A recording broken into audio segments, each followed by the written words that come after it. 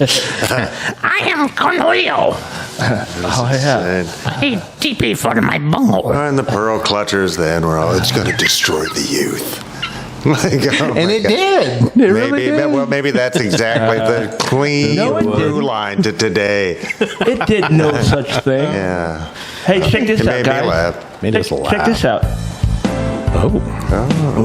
Check this out. Welcome, everyone, to Our Town Podcast. Please take a moment to like and subscribe, share if you can, and review if available. We'd love to hear from you, so comment below and tell us how we're doing. Don't forget to visit ourtownpodcast.com for all the links and join the members-only section of the website or sign up on Patreon. Now here are the boys of Our Town Podcast. Oh my gosh. That's gold. How cute is that? Oh my God. Well, welcome everybody to another exciting edition of Our Town Podcast. Extraordinaire. Coming to you from the I Am Renton space here in beautiful, historic downtown Renton, Washington. Right yes. Yes. I went to a acting class on Saturday, which was pretty cool. And one of the things that the instructor, great instructor, loved her to death. She said she couldn't do the Chewbacca throat thing. She could roll her R's like in Spanish, but she couldn't do the in the back of the throat. And she said it always pained her because she was never able to do it. So I feel special. Did you lord over her with it? Yes. You I just the rest of the class. Instructor. It's like a bubble of air in the back of your throat. Right? Yeah, she said she practiced and practiced and practiced, but man, does she need a GoFundMe? Just for that? Maybe. Yeah. If you can't do it and you're feeling unsafe, guys, tonight's safe word, and this was actually last week's safe word, but because we had Captain Bob here, which we enjoyed immensely, I totally forgot to give it to you, but this comes from a True Social post that Trump did, but since he was the president and that lends him some authority, but he coined some terms, disinformates and misinformates. Informates? Disinformates. So I guess when you're a past president, you can just make up, whatever words you want, right? So is that like the Yosemites? I don't know. Todd. That makes me nervous right there. That one always cracked me up. Be a hip hop group from Staten. Yo, Semites. Hip hop group. I'm not going to say that. Isn't that just the Beastie Boys? The Beasties. Kinda, yeah. They're from the city. Though. No Sleep Till. Brooklyn. Guys, it's kind of long, but I found this fascinating piece of trivia because I was reading up on a little English band, one of the originators of the heavy metal movement. But Deep Purple was going on tour here in the United States in August 28th, 1970. They were set to play the Jam Factory in San Antonio. Richie Blackmore, the entire band came over and had to have a flu shot. They needed an inoculation. So Richie Blackmore was not feeling good after the inoculation, but they didn't want to cancel the concert. So one of the promoters was like, "Oh, dude, we got this guy. He's a really good guitarist. He'll blow everybody away. He's a big Deep Purple fan, so he probably knows all your stuff." So they brought this kid on. Was it Tony Iommi? No, he would already been playing by then. Okay. This kid's name was Chris, and he comes out, and sure enough, he comes out. He's got long hair. He's got a flying V guitar. He comes out. They jam with the band. They basically play all the Deep Purple songs that this kid knows, and then the rest of the show, they just play like blues standards and stuff that they all can kind of do. Chris, 19 years old at this point, ended up being Christopher Cross. Take me away to where I'm going. Never in a billion years. Never. So years later, I have pieced that together. Wow. years later, Deep Purple was on the same record label as Christopher Cross, who now was famous for doing all of his soft rock stuff. And somebody came up to John Lord, who's a longtime keyboardist for Deep Purple, and they're like, "Hey, man, is it true? You know, I heard a rumor that Christopher Cross came out and played his show with you guys, right?" Yeah. And he's like, "Oh, no, that's bullshit. No, it never happened. Never happened." And Christopher Cross heard that he denied it and went back to like his buddies, like, "Dude, am I imagining this? Am I like a fever dream? Was this like something?" He's like, "No, dude, I was there. It fucking happened. You got up on stage, filled in for Richie Blackmore." Which can't be that easy. Can't be that right? easy anyway. I'm but thinking. I mean, geez, I would have never thought. I don't piece him and I don't know. Jeez. Yeah, what album was out in 70 for Deep Purple? Do you know? Oh man, this would have been Mark II, Deep Purple. So this would have been Ian Gillian, Richie Blackmore. Ian Pace was always with the band. John Lord was always with the band. This would have been like their third album. Wow. Because I think they did 2 Mark I albums. And then they sort of found that heavier sound. Sure. Yeah. Yeah. Blackmore's, I mean, he's a well-respected 6-string slinger. Sure is. Yeah. Man. Could you imagine being a young 19-year-old Christopher Cross? My God. And being like, I'm going to stand in for... Oh, my Lord. That's crazy. But they weren't... I mean, they were a big band, but I don't know that they were huge at that point. They'd had a few hit songs, and they weren't big in the UK, I think. They were big in the US. If Christopher Cross was a fan, then he, it's the Blackmore thing. That's Trying true. to fill in for one of your, guitar heroes or some would be a daunting... Jimi Hendrix just sprained his finger. Is there anybody in the audience that wants to come up? Step on up real quick. You'll be fine. I mean, that would be cool if like Steve Ray Vaughan or Steve Vai or even Satriani would like come out of the woodwork. So Satriani actually was part of Deep Purple for a short time. Yeah, in the 90s. Yeah, even then, that's a... Yeah. I mean, that's not what I would have pieced together, right? Yeah. I think Satriani is credited for teaching Eddie Van Halen at some point. We talked about this before, and I did read an article, recent article, because they're going on tour with Sammy and Michael Anthony and Jason Bonham. They're going to do a lot of Van Halen songs, and I read an article, and Joe Satriani was talking about the first time he heard Eddie Van Halen was Eruption. Oh, very good. When he heard the recording. Yeah. So you might be thinking of somebody else. I don't. Or that maybe Eddie went through the college that he was at or it's something. possible. Because that was Guitar Institute or something. California it may have been Steve. GIT or something. It may have been Steve Vai that I'm thinking about, because I know both of those guys. Vai was pretty young back then, too, though. But I don't know. I don't know. If Satriani was teaching at the Guitar Institute, it may have been Vai. I'm thinking of, but I do know that there's some connection between Satriani and Van Halen. Yeah, I thought maybe American electric guitar, super beings. Yeah. They are. I know it's unreal. It's unreal. You know, one rumor that I did hear is that Eddie Van Halen buried Frankenstein with Dimebag Darrell.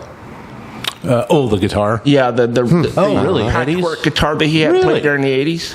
How did he get a hold of it? Not like Wolfgang or somebody. Well, I mean, Eddie put it in the casket. Eddie buried it too. Okay. I thought okay. My fault. That's interesting. I don't know. They're wrong. Because he heard that's a rumor. I don't know if that's true or not. It's a rumor that because Dimebag was a huge Eddie Van Halen fanatic, that when he died, that Eddie gifted the guitar to the family, and they put the Franken Strat. The Franken Strat, yeah. The original one, yeah. Man. Yeah. Well, I don't know. I get broke. Yeah.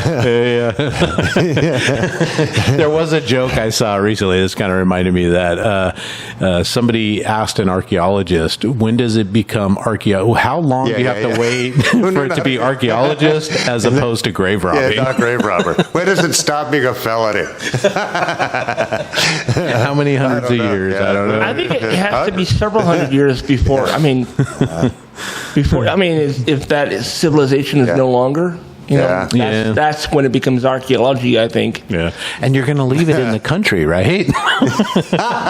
No. I do know that there's a replica of Franken Strat at the Museum of Pop Culture. Was it one that Eddie built, or was it was just based on his? It was one of the retail replicas that sold. Yeah. And Paul Allen put it in his collection. So. Yeah, does anybody remember? Because I know it's a Strat, and I know like Jimi Hendrix took a right-handed and flipped it around and made it a left-handed, and he changed the pickups in the back. I'm sure he did. I think Kurt Cobain did the same thing because he's also a left-handed. He's a lefty, yeah. Do we know? I know he put on like a different neck and some other stuff. My guess is why he's calling it a Frank. Okay. That didn't change not pickups. I think you'd. Can you swap out the neck? Isn't that like? Oh yeah. Is it bolted on or is it glued on? Yes, it depends. So there's plenty of guitars that are. But you can get a luthier that'll come in. And absolutely, all day. Oh yeah. My wife is looking. People knock over guitars. I should ask you. And that's precisely what happens. The wife is looking for somebody to make a couple of custom electric guitars, like painted. Like just paint them. Mary might know anybody locally. Geez, that's a great question. You could ask her for me. That'd be great. They're doing a PACCAR here in Renton. Is doing a dealer show in Nashville, and they thought it'd be kind of fun to do a couple of electric guitars that are like painted the PACCAR, like the Kenworth colors and the Peterbilt colors. I would think that you would take all the electronics off. And then paint it. And then paint it. And then put it all back together. That's what I would do. Yeah. I don't know. We could totally do that. Let's do it on air. Come on, PACCAR. We want some PACCAR money. A little gum. Yeah. She got $1,000 budget for both. So. I don't know. A real paint job should be a couple $100. I told him just go get a couple of Squire Strats. $250 or something. Oh yeah. Sure. Why not? Yeah. Yeah, I bet you can get them on sale for half of that. Yeah, probably. Oh, yeah. Probably. Yeah, get what's the wont first act or something. Yeah. I mean, it's just going to be nothing wrong with it. It's a wall hanger anyway. Oh, yeah. So, yeah, I've got a Tito's vodka guitar that's actually do you really? Really nice guitar. Is it shaped like a Tito's bottle? No, it just has it's not even painted on. It's just they put stickers that say Tito's vodka on it. That's what I should tell her. Just stick some stickers on it. Stickers. Yeah.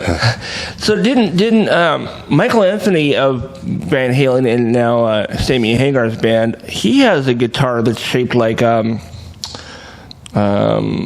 Jack Daniels. Jack Daniels. Yeah. I remember it was a bottle of alcohol, and I was trying to remember what brand it was. Well, number 7. When I saw Van Halen, they were like glug glug glug glug glug glug glug drinking Jack Daniels like it was water. Like you see bands on stage now drinking hydrating or whatever that's called. Right. These guys are like blub blub blub blub blub blub. Shut up and drink your whiskey like a man. Oh man, it was insane. Well, the thing is, and just nailing it the whole night.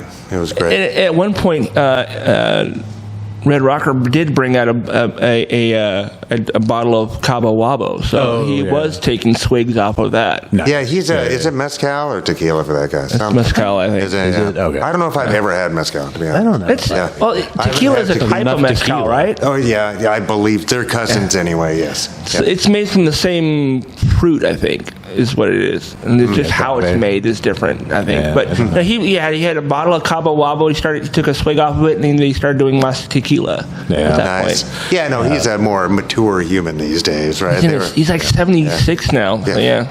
Isn't he the same age as Bill Clinton or something? Probably. You see side by side, you're like, Sammy's doing something right. Bill looks worn out. I mean, coming to you maybe in 2025 if we get enough members and followers. The Our Town podcast tequila. Nice. Maybe that'd be awesome. I'll put our label on anything you can pay us. Honestly,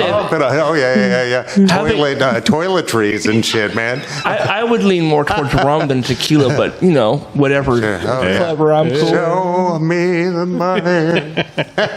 So I was trying to think of because we're not doing bonus rounds this week and next week. Maybe we could just do our top 5 at the end of the episode. And I was trying to think of top 5s, and you guys can tell me if we've done these before. I don't think we have, but what do you guys think? Oh, I can't read that far. I'll hand it over to you so you can see it. Just hand it to him. Just read them off. Come on. Childhood cartoons.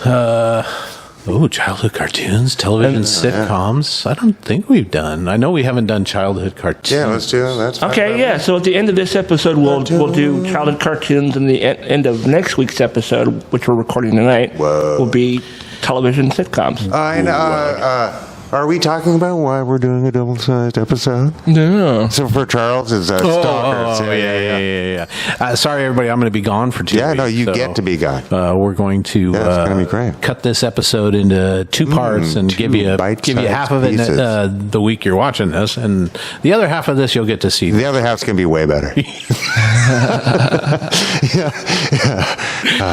When the cold of the seats finally get to our rumps. Oh my God. Eye of the tiger. Well, speaking of music, one other piece of trivia, just to keep this rolling, Mike, you'll like this. In 1936, a rare $1 million Stradivarius violin got stolen from a virtuoso player named Hal Huberman. The thief was a cafe musician named Julian Altman, who became so famous, this Julian Altman guy, that he was playing for like presidents and royalty and all kinds of stuff.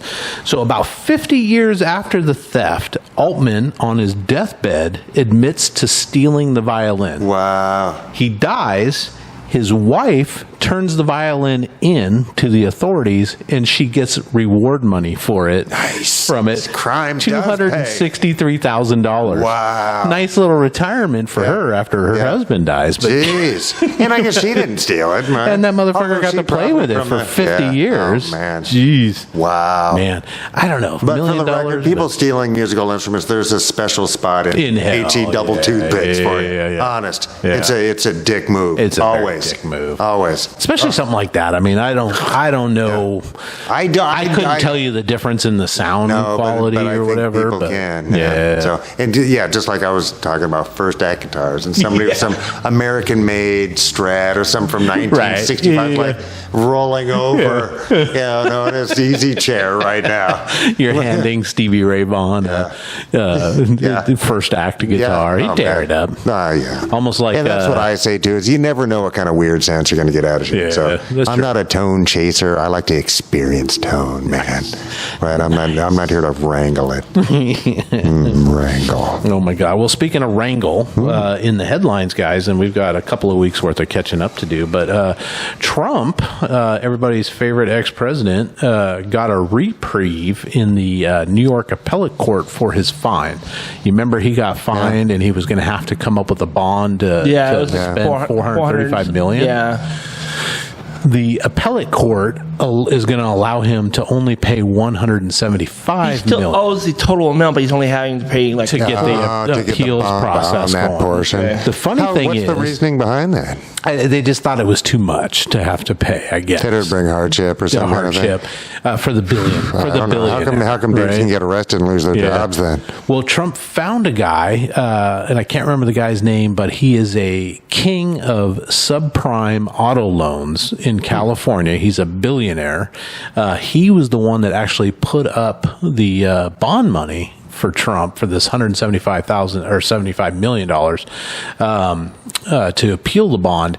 But it just came out today that the court kicked it back because there was a problem with the paperwork, and none of the reporters know yet what. They just know that it was kicked back.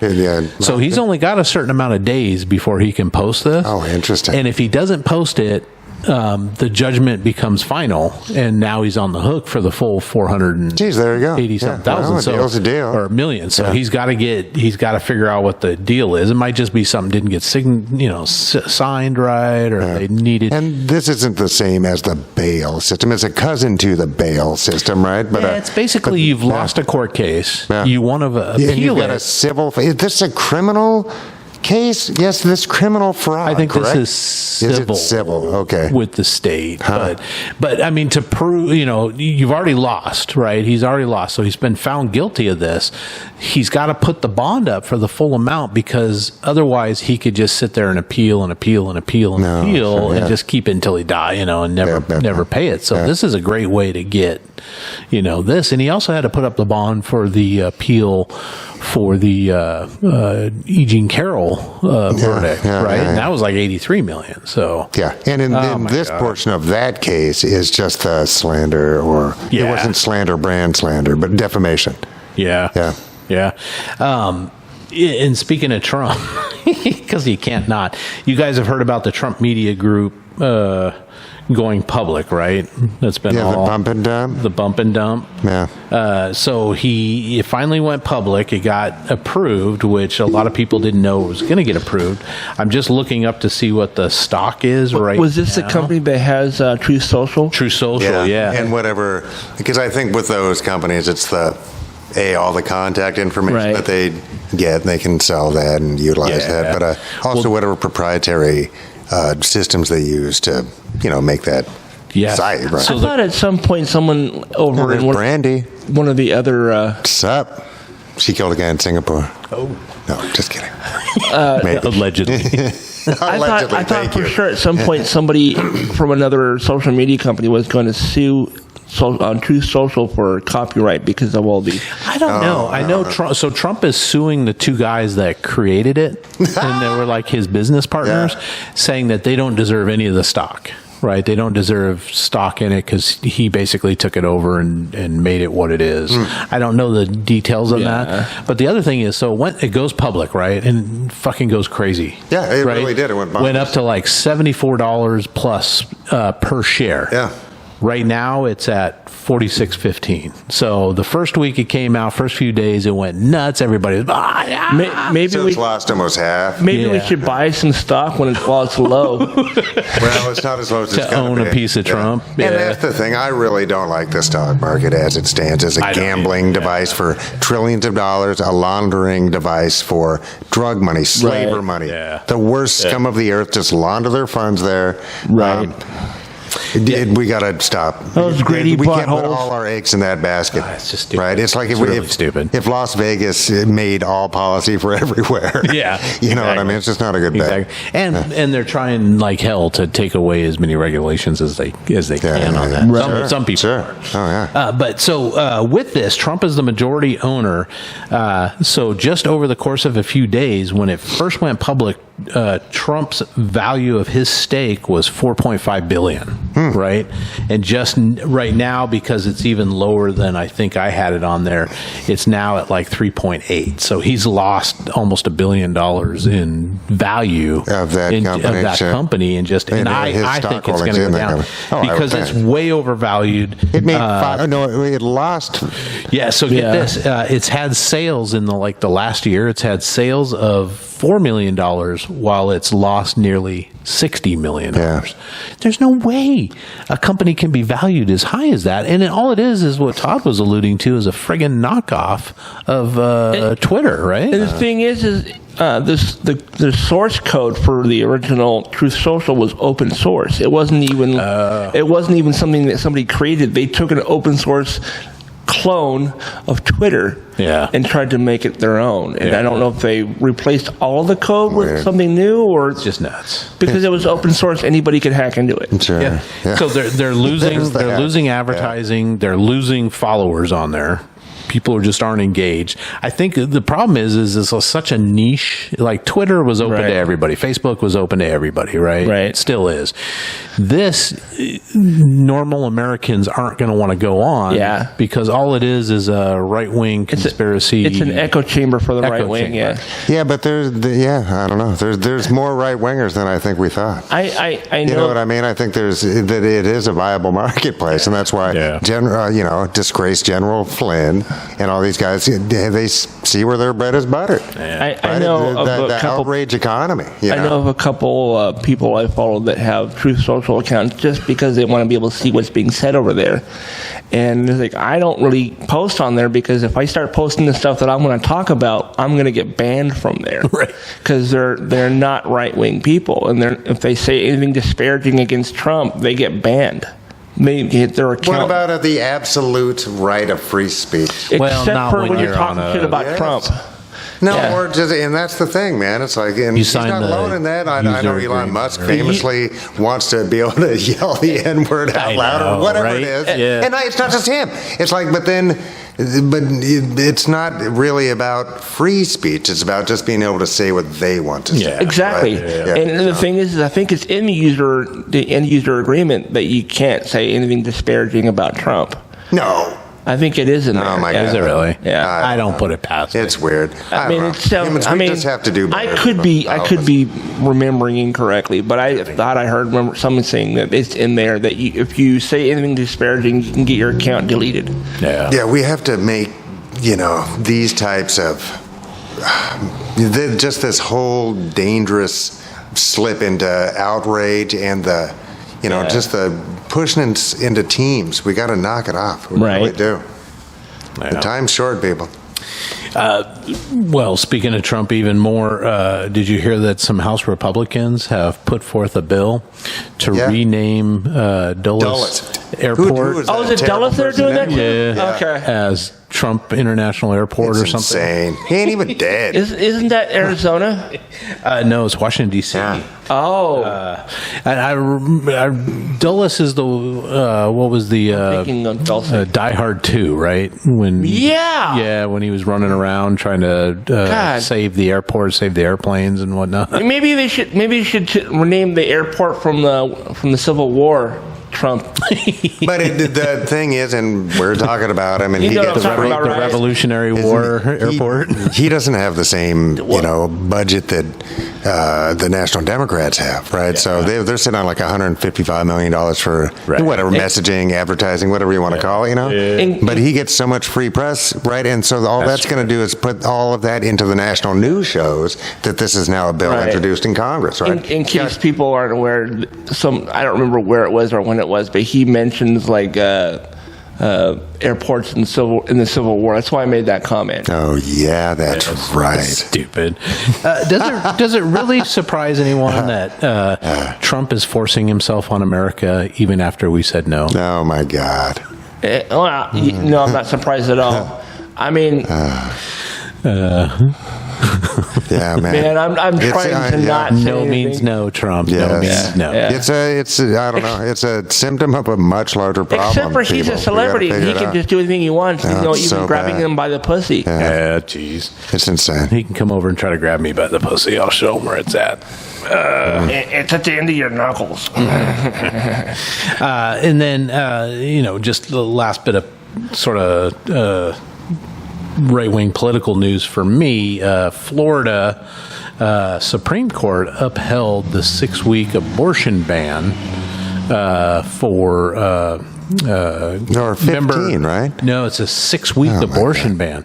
The only good news on this, and I think it is actually really good news, is that they've also allowed for it to become a voter issue in November. So this issue will be on the ballot in November in Florida, which is bad news for Republicans. Probably because it'll bring out it'll bring out a lot of I think we should I think we should change the name of that state to Florida Derp. Nah. Oh, derp. No. Yeah, poor derp. Poor derp. I don't know. That's we got to get out and vote, man. I know. Something, I don't know. Vote or die. My brain hurts. Hey, vote or we'll send P. Diddy to your house. Was that Diddy? What the fuck is going on with Diddy these days? Apparently he's, he's a bit of a pedo. Is that what it is? Yeah. I've seen they've searched his house or a couple of his houses and all kinds of stuff, and people have come out and said that he's given them knockout drugs like Bill Cosby and doing all male, female, doesn't matter. He's I don't know. Well, geez, I don't know if that's I don't know. Like that he's a serial rapist? Is that what? Yeah. Kind of something like that. Well, I sure hope or a molester of some sort. Yeah. Wow, I don't know. I haven't really been following it because I'm not a. I saw a video of him talking about partying with certain people, and at that point, those certain people were underage. And so that came out. It was. I think it was even a video from an MTV interview. And back giving him booze and drugs. Yeah, pretty much. I'm going out and partying with P. Diddy. It's I'm 17, and that kind of stuff. My God, like R. Kelly peeing on teenagers. Well, and just obviously grooming and it's just you know what I mean. It's not cool. It's some weird shit. No, I don't, man. It's not. People are nuts. It's weird is because I don't know if I've heard anything of his music since like the early 2000s. So what's he been doing? It's not my scene. I have no idea. Yeah. I mean, legitimately, I think the last time I heard him doing anything was like, early 2000s or late 90s. It was I haven't heard him do anything in a long time. Yeah, last thing was, I think we talked about this last show or the show before on the King Kong, not King Kong, but the Godzilla 98. 98, 97, 98. Yeah, that was that is the last thing I heard of his. I don't really think of him. He was rapping over Led Zeppelin's Kashmir. Yeah. And they inserting random like random Godzilla sounds just kind of thing. Yeah, I don't know. It's not my thing. That sounds like that sounded like Godzuki's retarded cousin. Oh my God! I can say that, folks. I was in special ed. Man, get this. I'm a collector of music stuff. I don't go, and I'm not one of these guys that needs every edition of every album that came out. You're not a completionist? No, I'm not a completionist. But Billie Eilish, two-time Oscar award-winning youngest person. Yeah, she's a young person, right? Yeah, 22 or something. But she's shading some big stars because they are putting out multiple versions of the same album and calling it wasteful. So they'll come out, like my daughter is big into Ariana Grande. See, I remember. And we just bought the new album from the website, and Ariana has come out with like 4 or 5 different covers for it. And then you can get the splatter pattern vinyl, or you can get the red vinyl, or you can get the blue. You can buy them all. So she's borrowing from comic books, is what you're saying. Or Kiss. Remember Kiss? Kiss would do that. Kiss. Gene Simmons was a comic book guy. Yeah. So multiple covers and various I don't know. When I hear one of my artists that I enjoy listening to, I hear that they have a new album coming out, I immediately go to their website and I look to see if they have, 1, an autographed edition. That's my favorite. 2, if they have like a limited edition splatter pattern or something different. Or if they just have the regular one, I'll get that. So I don't buy like every single edition. I also feel like in this day and age where it's mostly streaming revenue, having a hard copy is great no matter what. Right? I don't honestly have anything to play anything hard copy on. I don't have a CD player. I don't have a cassette or even a record player. I haven't had any of those in many, many years. Yeah. All the stuff I have is MP3 or it's online. Yeah, and I think she's trying to call out that it's wasteful, that we're producing all this stuff that we don't really need. You can stream it, plastics, you can do the plastics and all that. I guess. And that's fine. Come on. And I guess that she does a good thing, and I'm proud of her for this, is that I think all of her albums that she produces, 100% recycled vinyl. That's cool. That is very cool. I think that's what everybody should. I was just going to say, don't they print on vinyl that is recycled? I mean, I guess somebody does. Yeah. And then that's an industry thing, right? I mean, and I bet if she, that really pushed for customers to talk about that, that would push that industry a little bit in that direction, right? Well, when we come out with the Our Town podcast soundtrack, we'll have to look into that's a great idea. Recycled splatter pattern. I don't know. If I made a record, I'd have colored. Oh yeah, limited edition of 1 billion, and we will autograph it for you. I don't know when it's coming out. Maybe 2026. Who knows? Autograph it right on the groove. Right on the. Sounds better. So when Mike gets to that one part, it's like, and then you got to just tap the needle. Yeah, it's perfect. So Billy, calm down. I don't think it's a horrible thing. I bet there's so many microphones following her around. Right. You know what I mean? Yeah. I mean, I understand what she's saying, but anything you can do to increase your revenue is not a bad thing, I think. That, and I think she's got a point. I would rather see her fight for, hey, everybody, we've got the money. People are going to buy this album. So spend an extra couple bucks and get it recycled, right? If that's an option, sure. I think that's. And I mean, even streaming stuff. All those server farms take a lot of energy. Yeah. Too. Why would you spend Human civilization extra? takes energy. That's the way it is. We just have to decide where that's coming from. Right. Right, and materials, right? So Why would it cost extra for something recycled? Shouldn't it be I cheaper? just think the processing of it. I don't know. Shouldn't it be cheaper because You would it's think recycled? so, right? maybe it I don't know. Because does turning just crude oil into that type of plastic take less energy than digging it out of a landfill or whatever, or catching it on some? Well, it's all in a container. Kind now, of, but then right? you got to break it all up, right? I don't know. You know, because not all vinyls could be turned into the same thing. I think. I don't know. Yeah, I don't know.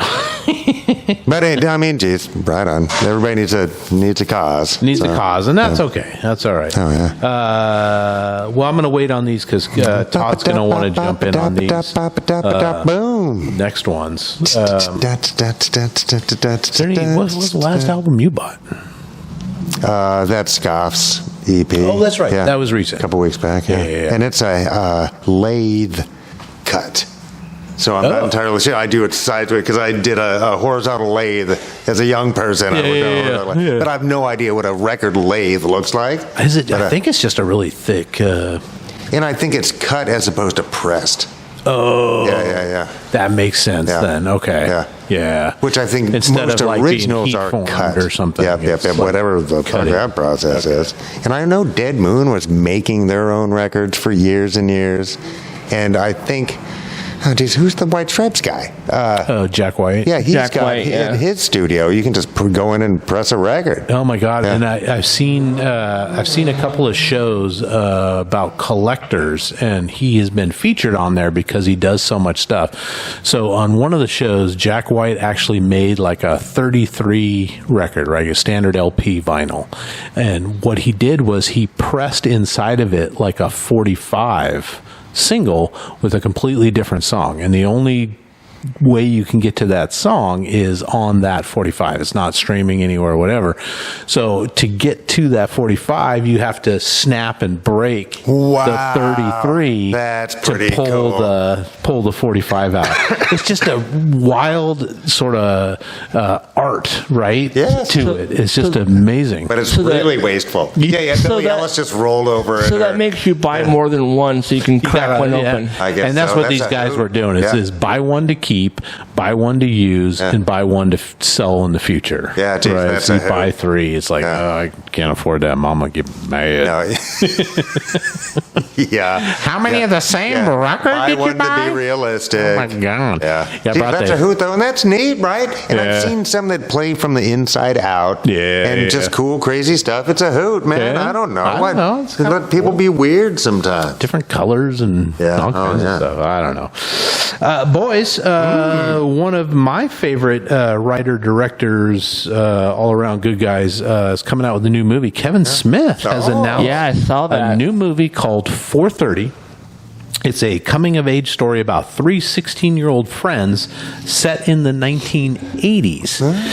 He filmed it not that long ago, but the movie theater that he grew up in, he actually purchased that movie theater because it was like out of business and all this stuff. So he and his partners went in, bought it. Smart Castle Cinema. Exactly, and fixed it up, turned it into that. And so he actually filmed this on location in that theater. Jeez, that's great. It looks like fun. It's got a pretty good cast. Some names I recognize. Ken Jeong, Justin Long, Jason Lee's going to be in it, Harley Quinn Smith, of course, Method Man, all that stuff. Yeah. And I think it stars Harley's fiance or boyfriend or Yeah, how whatever. old's Who's she she getting married to? She's 22 now. gee. She was born in 99. Fast. Yeah, there you go. Who's she getting married to? The weird goth kid from Clerks 3. Oh. They're getting married? The kid with the name that starts with a Z. That's the kid. What's his hometown then? I don't know. I mean, Where that probably theater? L.A. Yeah. I don't know. She met him like. No, Kevin years. Smith's hometown. Oh, Kevin Smith is from. Red Bank. Red. Well, he's from the same town that the Quick Stop is in. Yeah. So it's just not Red Bank. It's Well, it's that little tri-city area. Leonardo or whatever. Yeah, that's California, though? No, New Jersey. New Jersey. Jersey. He's a Jersey. Jersey. He's from Jersey. Right. Close to the city, close to New York. It's funny is that was my go-to thing when I thought of New Jersey growing up is Joe Piscopo, and then in the late '90s I got introduced to Kevin Smith, and that became like my New Jersey kind of like what I think of, and now it's a cross between Kevin Smith and Jersey Shore. So. Oh God. Yeah, for me it might be a little bit of Sopranos now because we're on the final season. We just started the final season of that. The final season. That's the final Sopranos. So I'm looking forward to this. He's going to do a tour with the movie, right? Where he's going to come out and talk this summer, and then it'll go to wide release. Yeah, he's done that like the last 3 movies he's put out. He also posted a thing that Dogma is getting a re-release. Oh. Just Is like that 30 years of Dogma or something? Probably. That would have been 99. Getting a Blu-ray. Maybe 25 years. A Blu-ray release even. Ooh. So. I saw that when it came out. I haven't seen it since. I did not see it until I think it was 2003, and it's easily my favorite Kevin Smith movie. Yeah, all right on. That and like it goes that Mallrats and Clerks. Those are like in that order. Yeah, I think for me it'd be Chasing Amy. That hit all the feels. Finger Cuffs. Yeah, that hit all the feels, and then I really like Clerks. Did you fall in love with a lesbian in high school? No, I don't think she was a lesbian. She could have been, though. I don't know. Anyway, speaking of movies, there was going to be a movie not helmed by, but starring Donald Glover as Lando. Yeah, sort of reprising his Solo. I don't know if you remember Solo. Did you ever see it? I know Todd and I did. But, yeah. So he was going to do a movie version, and now it's going to be it was going to be a TV show, and now it's going to be a movie. So it's going to be a standalone Donald Glover as Lando movie. Jeez, all right. Which I think will be pretty cool. Yeah, what was he in? That was Glover? Yeah. Oh, he's no. Because he was Lando before, but was that a standalone? That was the Han Solo movie. That was the Solo. Oh, gotcha. Yeah. Okay, called Solo, correct? Yeah. All right. I loved the shit out of that movie. Right. I feel like I saw it. I just don't remember it now. And Ronnie Howard actually directed that movie. Yeah, he stepped in. Right. I know stepped in for somebody, right? Yeah.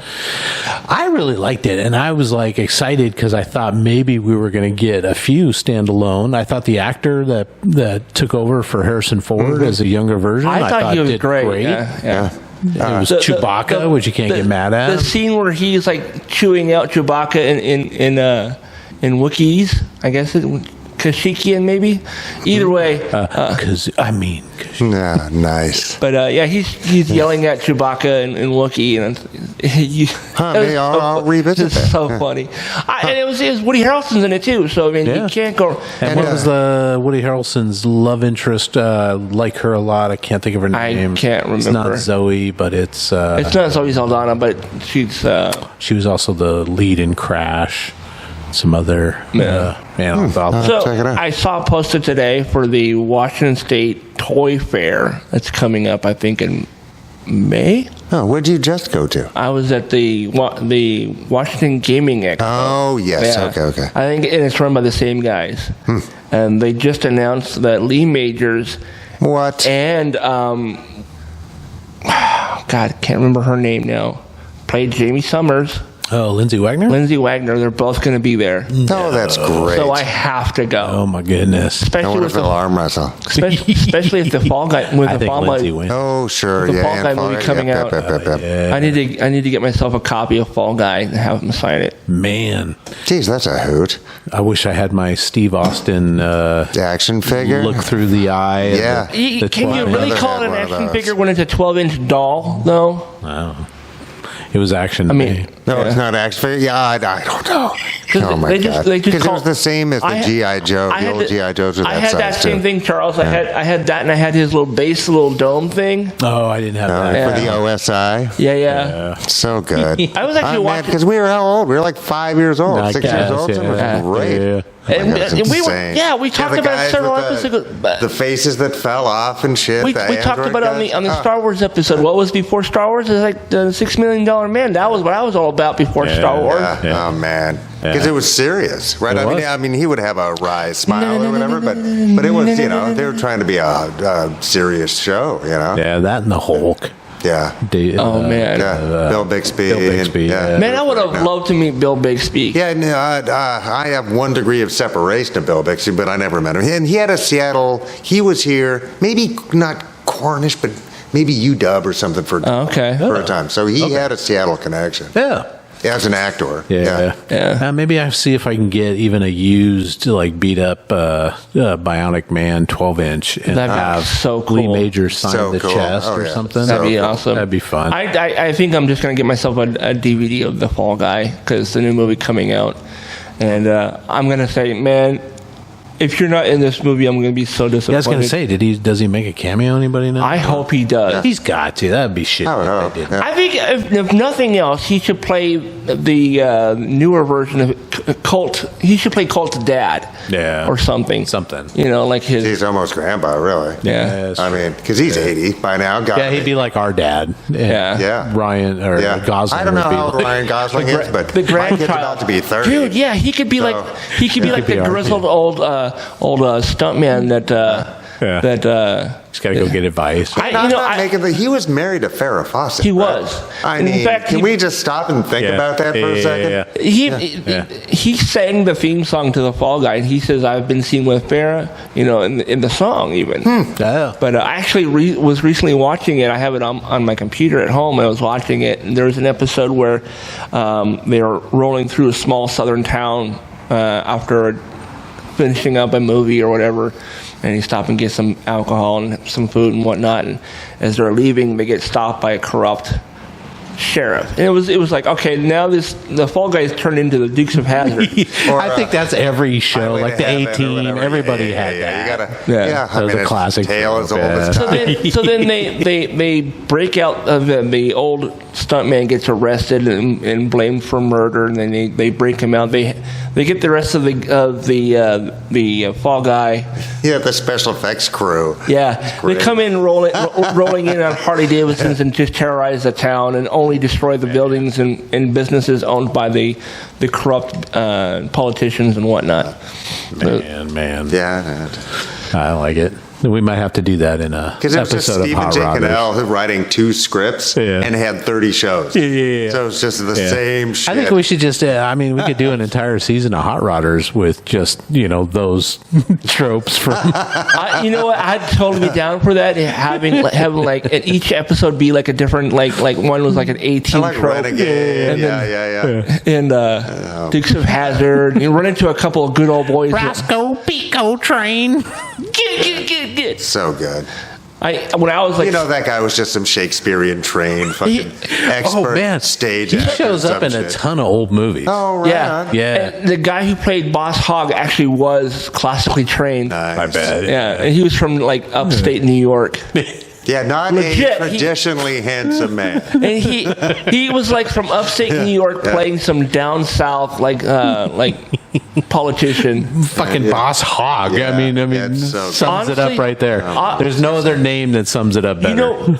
The thing I loved the most about the 2005 movie is that they got Burt Reynolds to play Boss Hogg. Oh, really? That was like the coolest thing ever because, Dukes of Hazzard and Smokey the Bandit were around at the same time, the late That had 70s. like Knoxville and Jessica Simpson, right? I don't think I ever saw that. No, man. You know what? Honestly, I thought Jessica Simpson was going to suck as Daisy, and she was actually the best part of the movie. No. And overall, I thought it was if you can get the unrated version, that's the one that has boobies. So watch that one, and it's well worth watching, folks. But yeah, I enjoyed it. She kind of disappeared, right? Or she's still around? That was a year or two after she called tuna a fish of the sea. Yeah, I was going to say, dude, I'll get her chicken of plenty the of sea. cans of chicken. Is I don't this mind. chicken or is this fish? I mean, who hasn't she was had also a... on TV, and I think she hasn't knew had a she was on moment like TV. that, Oh no, though, all right? the time. Especially as I get woman that know older. and very much respect was like, there's a war on the letter H. So It's like, what are you saying? So because of that whole like Nick Lachey and the tuna thing, I was like, oh, this is gonna suck. This is gonna suck. And I watched the movie because I liked the car. I've always loved the car. Oh, sure. And Johnny Knoxville's funny, and Stifler was. It was Bo or Luke? He or was what? Luke, and no, he was Bo, and Knoxville played Luke. Okay. And there was a lot of great scenes in that movie, and it was done by the Broken Lizard guys, so you know it's going to be a good movie.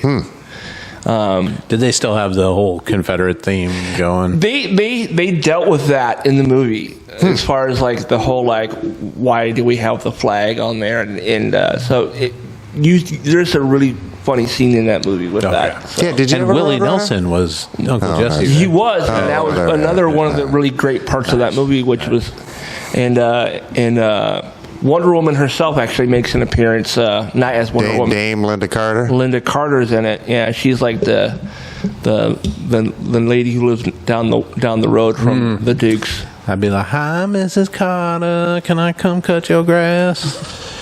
So the opening of the movie. Walking down the street, and a wife beater. So in the opening of the short movie, shorts. in the opening of the movie, it shows Bo Duke hanging out in the car in the General Lee listening to a car about listening to an audiobook about like racing and whatnot, and Left turn.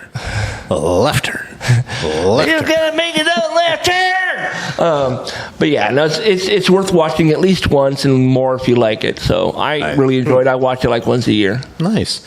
I'm reading a book by Nathan Monk, who used to be a priest. He's a pretty he was kind of born to be a priest. right. I mean, yeah. Monk is Absolutely. his last name. Either he's a priest or he's a private investigator. And in the book, he talks about it's a fictional tale, but I think it's based on his life and stuff. But he's talking about how Northerners and Westerners always sort of point fingers at the South and make fun of them as dumb hicks and hillbillies and all that other stuff. And he's like, you guys got to understand, the South is probably more diverse than anywhere else in the country, and there's probably more LGBTQ people that live in the South than anywhere else in America. And, you come down, you make fun of us until you come down and use our beaches, and you come down and drink your sloppy way through Bourbon Street and New Orleans and all that stuff. I was like, okay. Sure, but I mean, there's parts, but yeah, there he's are. not wrong, but doesn't mean I'm going to stop making fun. That we're all Americans, for God's sake. The gay community might be down there, but I don't know how open they are down there. I don't know. I was especially if you live in a town like Austin, Texas, and New Orleans. New Orleans is definitely a very large LGBTQ community. Yeah, and I think cities in general have a higher Miami. chance of that, right? There's probably more liberal people in the larger cities than there are in the small towns, for sure. It's usually the way it is. But But we're all Americans. I just thought it was interesting, though. He was like, hey, I know you like to point fingers at us, and I know you like to make fun of us as being, backward hillbillies. redneck. But keep in mind that, check it out. So anyway. We're not just that. We're more than that. You were more than that, yeah. Yeah. Yeah, and plus, don't forget, it was one of my favorite places on Earth, right where the Elwood Dam was removed, right? Just outside of PA and Squim, where they chased off a bunch of tourists, thinking that they were some kind of woke mob or some shit. It's like, you can't get any further west than that. Right. Right. That's as northwest as you can. That's the opposite of Florida. Get out of here. We're cooking spotted owl. Yeah, so it's just like, I don't know. We need to knock it off. And poking fun's different. Making fun is fun, right? And that comedy's comedy, right? That's different. But, what are you, a snowflake? Come on. It's the difference of punching. That guy right there, Bob, he was bodyguard for Billy Idol. Oh. Yeah, in a bunch of in L.A. Wow. It's the difference of punching up or punching down. That's the difference. 100%. Yeah. 100%. And I've said this before, that anything can be funny in the right context as long as you're not punching down. Yeah. Yes. And it's George Carlin actually said that. He's like, anything can be funny in the right context. Like, for example, Imagine Porky Pig fucking Elmer Fudd. Now that's funny. Yeah. You know, I don't know. If it was actually funny. Anything can be funny. That's what George said. I'm not saying that. George Carlin said that. No, rape is awful. Yes. Rape is awful. But yeah, seeing Bugs Bunny raping Elmer Fudd would be. Yeah, it's still, I mean, terrifying, really. If I saw a 5-foot-tall rabbit that was talking, terrifying. I'd be a little terrified. Singing anyway. opera at you. Yeah. Oh, so good. Yeah.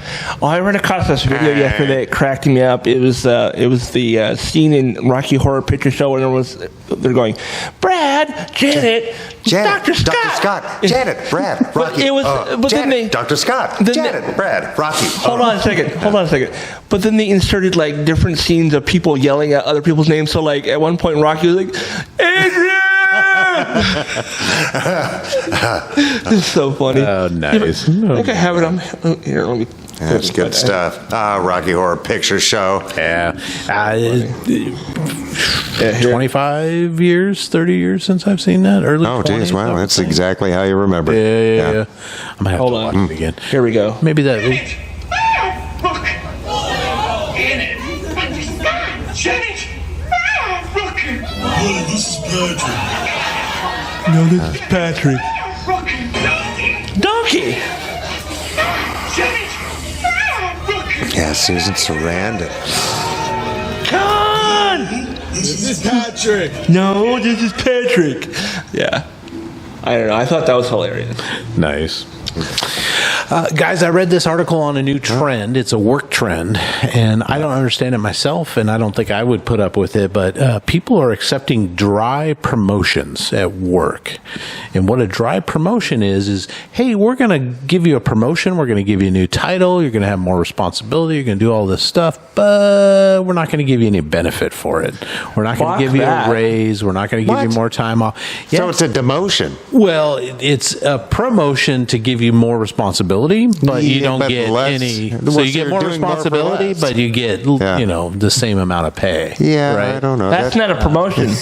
The only thing that people were saying that defends it is, you can accept it if somebody comes up to you with a dry promotion, you can say, okay, I'll do this, but in 3 months we're going to talk about a salary increase. But you also get to put the title and the work responsibility on your resume. So when you leave this company. So when you leave the company. Yeah, but what kind of future is that building? What kind of shit is this, right? You're guaranteeing that person's going to be leaving in 3 to 6 months. That's my thought, Todd. Is like, do you think they're trying to push them out or something? No, that's what it sounds like to me. I think it's about giving people more work to do, but not compensating them for it. And just putting a title. I think just putting a title. The title is now meaningless, I guess. I think it's what Mike said. Salaried employees have been doing this forever.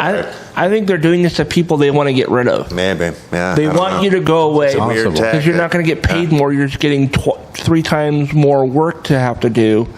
Yeah, and you're going to end up saying, "Well, this sucks. I'm not staying here. I'm going to find a better job where I can get paid for the work I'm doing." Yeah. No, I would never. If anybody out there has gotten a dry promotion, send us a comment because I'd like leave a comment down below in the video. That's never happened. I'd never heard of it. I have been given more responsibility at work because I've sort of gotten into a job, and it's like, oh, well, you're capable. You're capable here. We're going to let you do this too, and you're like, and you can accept it a little bit because you whatever. But after a while, it's like, well, I'm doing more work than Joe down the lane. And the jobs that will squeeze you will squeeze you. Yeah. Jobs that won't squeeze you won't squeeze you. I wanted to say to those listening on an audio podcast app, if you listen through Spotify, you can comment on the episode, or you can go to the YouTube and comment on the video. Oh yeah, do it. We double dog dare you. Yeah. No, I'm just curious. What was your job? What did they give you more to do? How much more stress and time did they add to your day? Right. And did it just end up being a type of sacrifice for a better future at this company or in this role or whatever? It's like, I get it, because you get asked to do, like you said, extra responsibilities, either temporarily or whatever. Right. I think sometimes that's okay. Sometimes I think the only job that I got like a raise or a more responsibility was when I was working at an internet provider in the early 2000s. we were doing dial-up support, and when broadband became a thing, they took some of the better phone tech people and put them into tier 2, which would end up being the cable and DSL support. So, was that more stressful to be up there, or? I mean, it was you dealt with more people who were like, I can't get this to work. But the ones that were the worst are the people who were like, I'm not an idiot. You don't have to talk to me like I'm stupid. And then they get mad at you for like trying to tell them what to do, and they go, I don't know what the fuck you're talking about. Well, you told me you weren't stupid, so I figured you knew what you were doing. Yeah.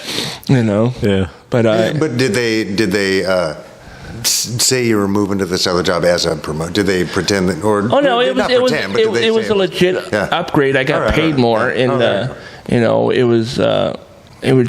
was dealing with more angry people because it was a new technology that didn't always work out of the box, and it was like anything and everything could like interfere with DSL back then. I mean, if you had a halogen lamp in the same room, that would fuck with your DSL. If you had a 50-foot cord for your DSL modem in your room next to, I mean, legitimately, the modem was like 5 feet away from the wall outlet, and they had a 50-foot cord, and they couldn't figure out why their DSL was so slow. And then, man, there was one call where it was a 50-foot cord wrapped around the base of a halogen lamp. Oh my God! And their DSL stopped working whenever the lights came on. So. An EM field. Nice. I will say this to everybody out there that's working their butts off. Good on you. If your boss or your company is asking you to do more work than you agreed to and signed on for, because you agreed to take a job with a specific set of responsibilities at a specific pay rate, whatever that is, hourly or salary, whatever it is. If they try to give you more stuff, it does not hurt to negotiate that. Yeah. If they come to you and say, "Hey, we want you to start doing this," say, "Okay, I can handle that, but is there a pay raise included? Is there benefits to it?" Addition That's to assuming you want to stay at this place. I mean, what do you call it? A dry what? It's called a dry promotion. I assumed it was a party with no booze. A dry promotion sounds like the beginnings of a quiet quitting.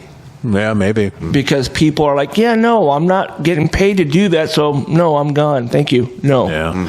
Yeah, you don't have to just take it. Yeah. I would think. I mean, if they refuse to pay you more for more responsibility, then that's when you start looking for another job. Yeah. Yeah. Another interesting story I found comes to us out of Portland, Oregon. Keep Portland weird, right? There is a Vietnamese restaurant down there. It's actually a chain. The guy owns like 3 or 4 restaurants. It's called Pho Gabo. I think I'm pronouncing that right. This particular location is in northeast Portland. The owner, Eddie Dong, tried open this restaurant, and the issue is that he grills a lot of meat, chicken and beef and all that stuff. And one neighbor, because it's in a residential, his business is zoned commercial, zoned for restaurant, but there's a neighbor like a few doors down that is complaining about the smell of the cooking meat. The only complaint I would have is like, I'm fucking hungry again. Yeah. Thanks a lot. I used to live over near Seward Park, a block up from the lake, and there used to be a Chinese restaurant just around the corner, and in the summertime I would always sit on the back porch and I could always smell what he's got cooking, right? Yeah. And so sure enough, I'd get off of work, the old lady would still be at work. I think she was working at the Sears here in Renton. But I would be sitting on the porch just kind of like smelling it and going, oh crap, go grab the phone, call up, hey, it's me, you want a large fried rice? Yep. All right. Nice. See you in 5 minutes. Perfect. But anyway, somebody is complaining because this guy is cooking the meat. And so the city came down and gave him some kind of citation that was going to make him change the way he has to do business because of this one complainant. So he tried everything. He was like, okay, I'll work with this. He tried cooking the meat at his other locations and driving it over to this location and then just reheating it and serving it and all that stuff. He's tried... so how did that not fix the problem? I don't know. supposedly a bunch of the person is still complaining, and the city took it so seriously that they came in and said you can't cook meat here anymore. So he also person said, has that "I'm much not juice." Exactly. So he's like, "I'm not going to serve the meat anymore. I'm just going to serve other stuff that that I don't have to grill and all that stuff." But the business was not doing as well, so he actually closed it temporarily until he can figure out what this solution is. But it just threw me that one person that's complaining. That's a lot of juice. Yeah, it'd be like somebody in the apartments above us complaining that the meat pie dough smell or something is bugging them. I mean, there is a business when I'm driving down Third Avenue here that has this really strong like lunch meat smell. Yeah, and that's just me. But no, it's really strong. I'm like, oh my god, this is like they're like shoving this meat up in my nostrils. It was that strong, and it was in my car. I'm driving down the road. I smell this. Was it good? No, it wasn't a good smell at all. That's why I was like, ew, this is gross. And closing all the vents. Well, we in my won't car. name any names. I don't know. I honestly, it's not these guys. No. Definitely not these guys. No, that smells terrific. It's down farther on Third Avenue. It's closer to like the theater, I think. So somebody's cooking something. Yeah, it's. I don't want to say on camera on the microphone, but I think I know what place it is. But it's along Third somewhere. But it's just a. I don't know that. I don't know. It's like rotten meat or something. I don't know. It's just gross either way. Wait, maybe it's a garbage can or something. It could be. It could be. Garbage cans, and I don't know. Though this is Portland, so it's the same as us. Yeah. There's some 4 months out of the year where garbage is awful. Awful. Right. You know what I mean? It's like I don't know. That's. I'm trying to remember do you what time remember of year our it is. downstairs neighbors at the Pink House? Yes. Okay, because they would cook some stuff occasionally that was just like The gnarls. Yeah, it was gnarly. Yeah. But guess what? I'm not complaining about it because it's their home. Yeah. Right. You know It's what I hard mean? to. It's like, how come they don't get to live their No. life the way they want to live and eat the foods they want to eat? The complaint Who am I had at the Pink House is the guy that lived under downstairs when we lived there would wake up to Amway motivational tapes Yes. at 10.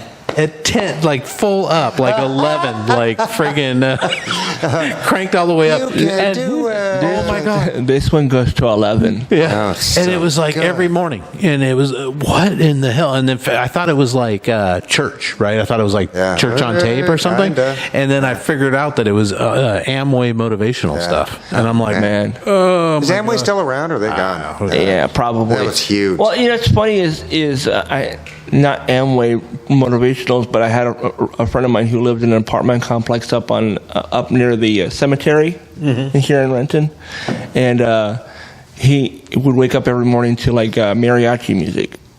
Every morning. Yeah, I mean, that'll get you out of bed.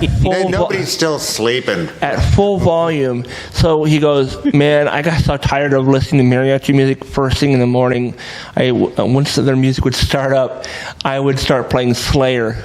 Nice. Full And I guess that volume. is the thing, because it's shared spaces and shared walls, but there's typically rules on that. But yeah, smell travels.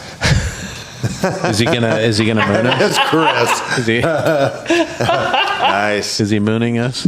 Yeah, geez, he's right in camera. Nice. How do you do? Hey, Chris. Nice to see you. Up. He's one of our listeners, and he said he wanted to show his Do a appreciation. little belly rub. Do a little belly rub on little camera. belly rub. Nice. Now it's international belly. Yes. So, Yes. so what were we just talking about? We were talking about Portland.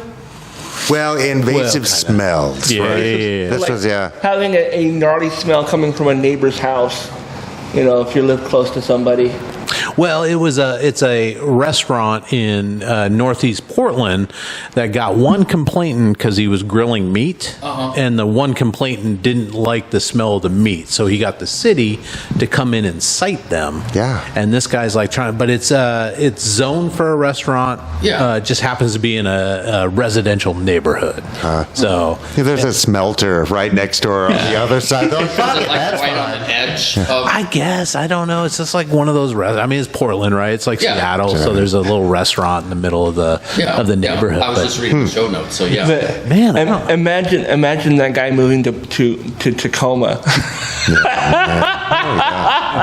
Tacoma's not as bad as it used to be. Not like it used to be. yeah. It used to be Smelting I know about accident. bad smells. I used to live in an apartment, and the neighbors downstairs used to do like crack or meth, and it always smelled like burnt almonds. Oh man, but Oh wow. What does that smell? I don't know. That's there. Yeah. Window closed. That they finally got evicted. Oh wow. No. So are you guys down at Dubtown right now? Yeah. Okay. We should do a show from there. Oh, Dubtown. right on. They've make invited. a They've tour. invited us to come over there to record. Yeah. Yeah, I saw Patsy walking by. I think you can do down there, outside in the front foyer area. Once it warms up a little. Yeah. It's summer. Yeah, that's a great idea. Mike's got his gloves on I tonight. can. Oh yeah, no, that's. I mean, I always have my hat on Yeah, and stuff. that's a thing. I'm cold. Oh, yeah. No, it's not short weather yet. I can bring my growler down and have it filled up with whatever they have on tap. Heck yeah. Yeah, they got some great tasty beers, and They've got one a called nice cider. Red Hot, and it's spiced with jalapenos. No. that's So nice. each sip you take, the hotter and hotter it gets. I couldn't Jeez. finish my last glass last time, but it is really good though. Nice. The hotter it gets, the more you drink it. Yeah. Hotter, yeah. I would have a technology. sip of it and be like, I'm done. I'll take that. Good. Yeah. The catch-22, right? Yeah, you basically need a glass of milk with it. Yeah, some hot chocolate. Dude, milk chasers. Yeah, there you go. Chasers. Like doing an episode. Great. Like doing an episode of Hot Ones. Have you No, ever but seen a little that? bit of lime in that thing, I bet is great. Oh, It's sounds Hot Ones delish. is a series on YouTube where the guy does interviews with celebrities, and as they're doing interviews, they have a series of 12 different hot sauce, and they start with the least hot one, but they're still hot as fuck, mind you. And they get all the way up to the... And it goes up to like unpleasant. the Scoville levels go way up, and by the time you get to the 12th one, Nope. they're usually like sweating and they're bright red. And they're like, "Where's the milk?" Praying to the ancient gods. That's almost like that one chip challenge where the Yeah. It's similar, yeah. It's too much. It's similar, yeah. God. I actually Yeah. did that, and I ate the chip, and I almost made it to the 5-minute marker where you're not supposed to drink anything for 5 minutes. Oh, That's a long I 5 made it minutes, like bro. 4 one hell of a Yeah. 5 minutes. Give me milk right now. Yeah. Have a seat, Chris. Why as humans do we punish ourselves? Well, because it tastes good sometimes. But I guess that's too far, and it stops tasting good. Yeah. I've been into that Chipotle Tabasco sauce, though. I could drink that shit. No, wanna I put don't it know. on Oh, a I can special drink a cake. lot of different hot Oh, it's so good. Yeah. Oh, I got that bottle of Taco Time hot sauce, which I was surprised to find. I didn't like. I like Taco Time's hot sauce. I didn't It's know really good. I didn't know that was Yeah. a thing. That's Yeah. great. I got it in a friggin' bottle. It's Oh, you like- got it in a bottle? Yeah. Oh, wow. Yeah. Jeez. Got it through Smith Brothers, the milk delivery. Oh. Yeah. Oh, that's odd. And I was like, yes. Got my heavy cream on one side. Right. Yeah. Oh, God. That's great. And Taco Time is that's a Renton Local invention. Renton Yeah, invention, yeah. Yeah, that's neat. So those of you at home, we didn't introduce. This is Chris Swanson. Hi, He is, Chris. Hello, he's the- Chris. He's the president of the Historic Renton Hill. Oh, yeah, and, that's and right. my roommate. Right behind us here. Right up behind us. Yep, Yeah, right up the hill. there was a time before it was called Historic Renton Hill. It was just called Renton Hill. I know. Well, I still call it Historic Renton Hill Yeah, because, right. that's the name. Yeah. You know, if you read the sign, that's The sign what it says It does have a sign, yeah. Does have a sign And right there. I'm I mean- really And disappointed then about coming it. up, Yeah. our bridge over here is going to be closed. Which one? This one one right right there. over here. Oh, what are they doing? Are they doing some? It's for the I-405 expansion for Expansion, the again, I feel like we just the got done extra with that. carpool like lane for the buses for sound all that transit. stuff they're doing north. So they have to close our ramp down. So now we're only going to have one way up and down our hill. Wow. There. Yeah. So and they're going to close it. They say for 300 days a year. Wow. And that's if they're on schedule? Or is That's that if they're on schedule. They originally told us at the meeting when we had it at City Hall a couple months ago that it would start on April 1st, but that came and gone. Oh my God, yeah. Yeah, well, they didn't Yeah. specify the year. Maybe. Yeah, and then we get a notice in the mail. They Of, it's love going to our begin money. in. They do It's love going to to spend our begin in money. May. You know. I don't know. And I do like the idea of rapid ride and stuff like that, right? Yeah. Is that what it And I is? think- Is it? I don't know. Like I don't a know. toll lane or something? I don't know. I really Is that what, don't. Chris? Yeah. Is it like a toll lane? No, it's more of that.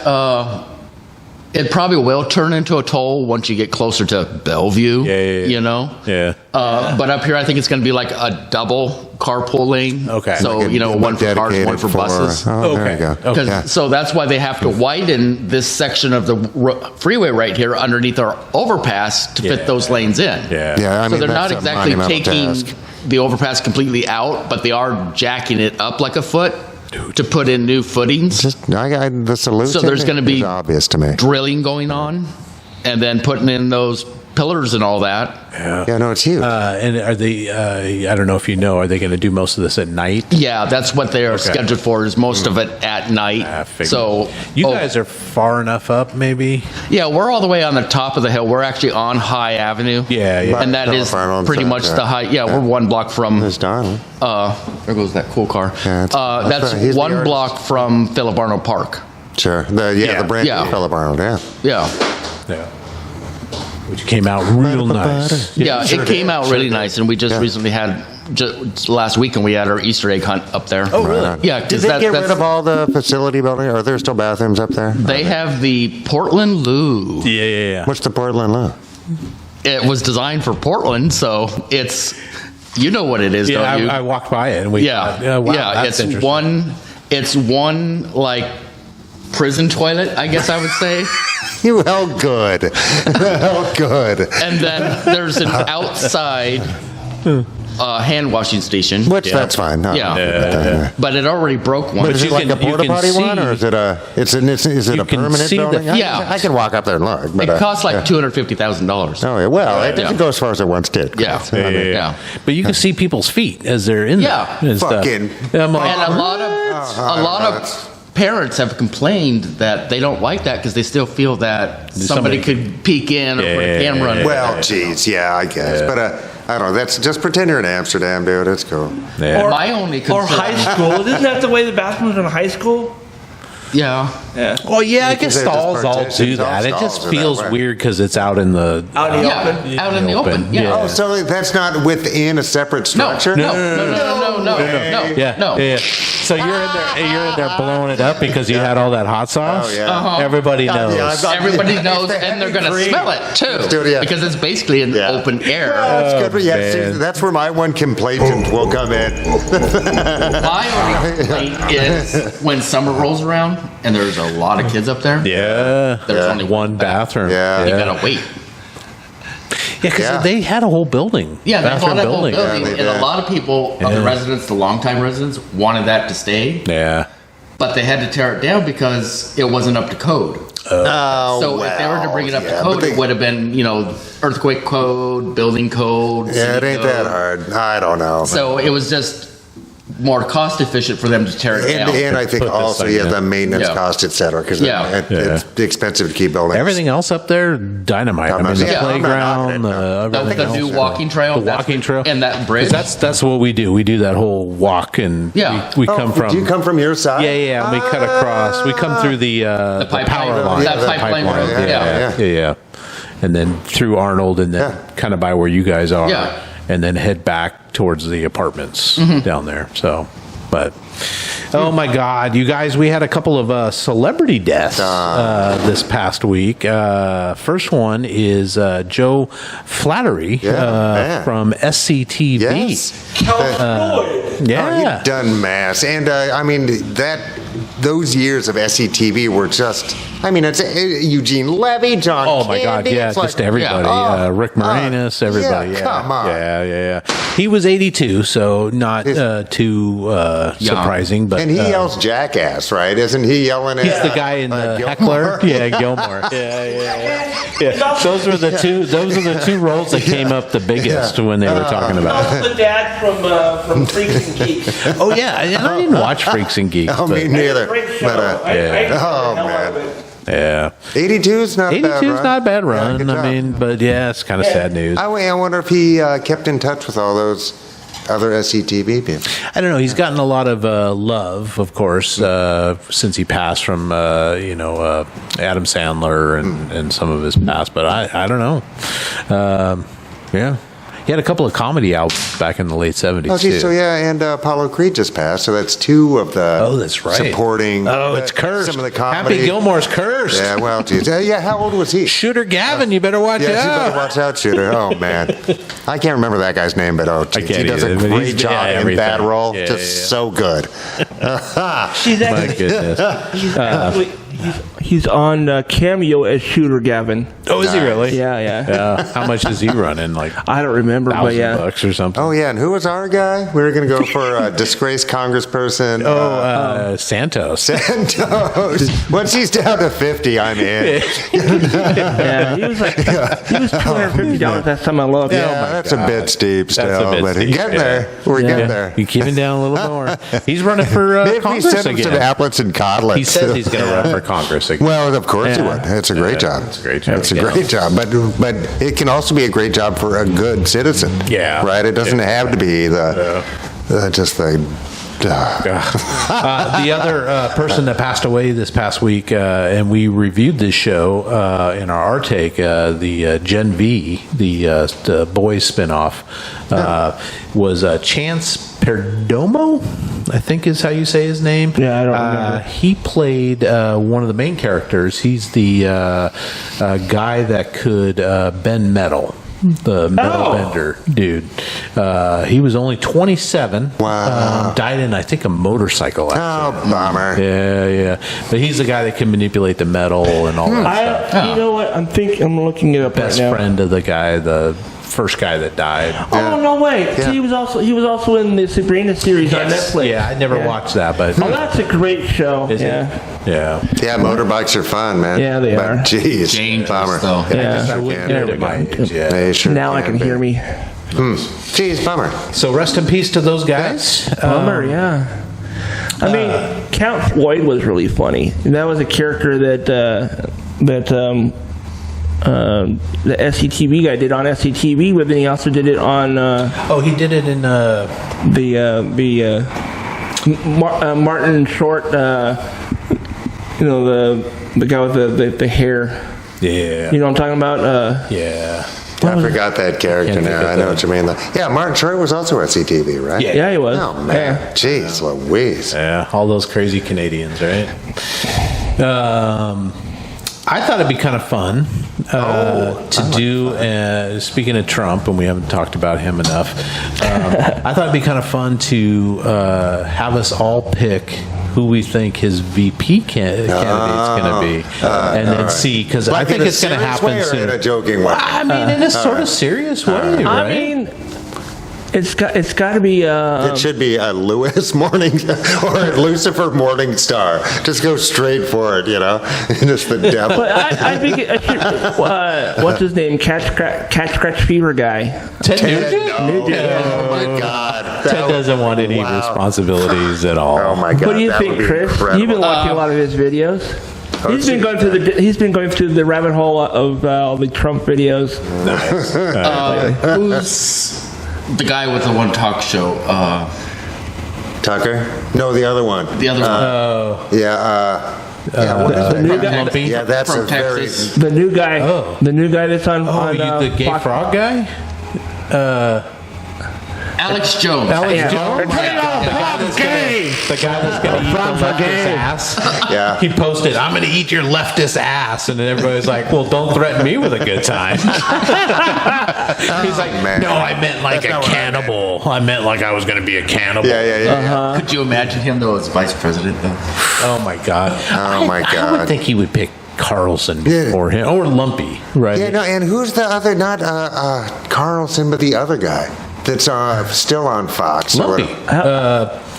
Yeah, God. I don't know who Lumpy is. But he's an awful human being and a the terrible main American. guy that's still there. Yeah. Oh, you're talking about the guy who took over for Tucker Carlson? Oh, No, I think he was along with both those guys are part and Yeah, I parcel don't to the really know. rise Can of none like of us fascism. think of I don't know. I don't know him by name. It's going to be Kristi Noem, I think so. Too. without a doubt in my mind at all. If he doesn't it- pick her, he's a fool. It should be Yeah. Kanye West.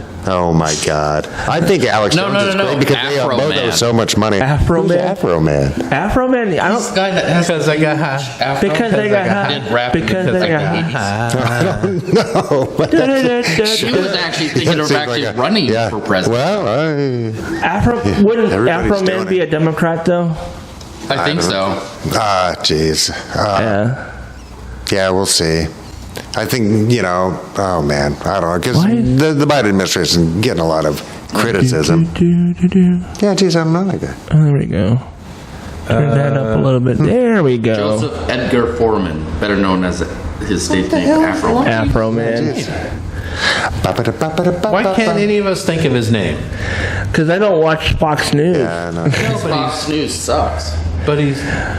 It's just dangerous to democracy. Yeah. There's a better photo of Afro Man. Huh? Yeah, no, I don't think I know. His song. I like his ensemble. His song "Because I Got High" was on the soundtrack. Oh, sure, okay. I know Jay that and Silent song. Bob Strike Back. Yeah, he's a big pothead.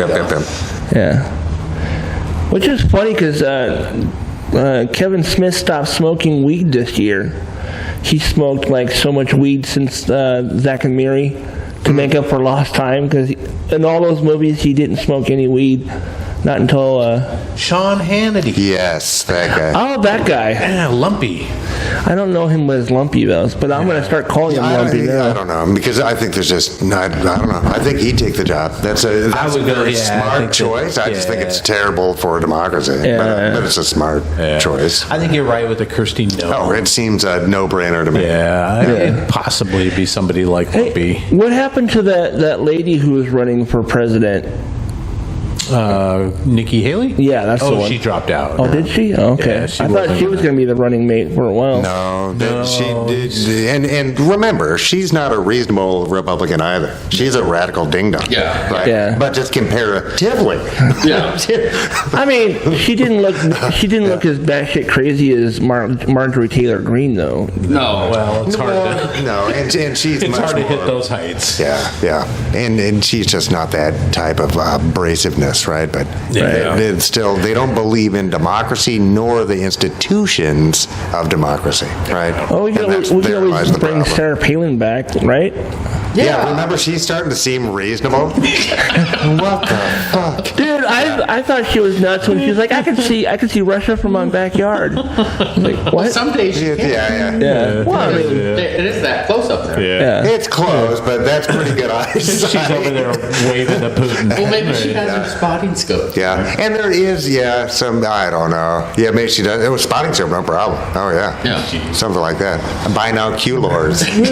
wow. Well, speaking of other countries, boys, the happiest countries in the world poll came out for 2024, and just like every other year, the United States is sort of low on the list, kind of middling. The top countries are mostly like Norwegian countries, so we got like Scandinavian. Number one is Finland, number two is Denmark, number three is Iceland, and all number those four places, is Sweden. That's nice. All those places are cold. All those places are like all of them have healthy social safety nets. and all those places have the same kind of atmosphere we have here in Western Washington, which is like 9 months of the year it's all overcast and wet. Yeah, I thought it was because of the Swedish bikini team myself. I think that it's mainly because you get free health care over there. There's less. And there's less. We have a lot of stress here. Yeah. Number 5 is Israel, which surprised me, and maybe this was before the. Well, I imagine so. Yeah. Number 6 is Netherlands, and number 7 is Norway. So it's like wow. I mean, it's like every. What about Bhutan? I thought the Kingdom of Bhutan was like. Didn't catch them on the list. The United States is actually 23rd on the list. Hey, see? Mexico is 25th. Oh, okay. So, I don't know. I love Mexico. The thing is it's the younger generations that are bringing the happiness scale down. Yeah, you can say that again. Once again, people. I warn you. Well, rightfully so, because there's not a lot of opportunities. They feel the future's not bright for them. Future's not bright for them. I mean, they've got tons of debt from trying to go to college. The job market's not there for them. They're certainly not going to buy a house, right? That's awesome. I blame avocado toast myself. Yeah, obviously. It's the obvious reason. Don't knock the avocado toast. Yeah, that's not even, of all the things I waste money on, that's not even on my top 1,000. Jesus Christ. Yeah, I splurged and got some Johnny Walker Black the other day, and that shit was good. I honest, and I'm not a Johnny Walker guy typically, but I mean it. It's good. See, when I splurge, I get what is it? Sailor Jerry. Oh, sure. That's a rum, yeah. Nice. I like spiced rum. Oh, have you tried the Kraken rum? Yeah, I like the Kraken. I bought a bottle one time. Yeah. We enjoyed it. Nice. So on the happiness list, of course, they look at GDP per capita, social support, healthy life expectancy, freedom, generosity, and perceptions of corruption. Oh, there you go. Yeah. I mean, yeah, because that is, you feel less able to bring a positive effect in your country if you feel that, there's corrupt leadership, policymakers, et cetera. Yeah, I can see that. Yeah. That makes sense. Or policing or whatever it might be. Right. Yeah. I don't know. It bothers me because, I see, I went downtown to work yesterday, and there's a lot of people hurt, man. And I just don't feel like we're really prioritizing it like you would think we would be. And I'm not entirely sure why. And I think everything can become normalized. And I think it's in a lot of places on the planet, they have forever slums. Right, and I really don't want to see the United States fall into a place that has forever slums. Yeah. What's the flag say? It says Biden. I think it says fuck Biden. Oh, does it? Yeah. Oh, it does say fuck Biden. Oh my God. Well, fuck that guy. I know, and I don't know. I don't want to defend power structures because I find them to be a failing for humanity, but.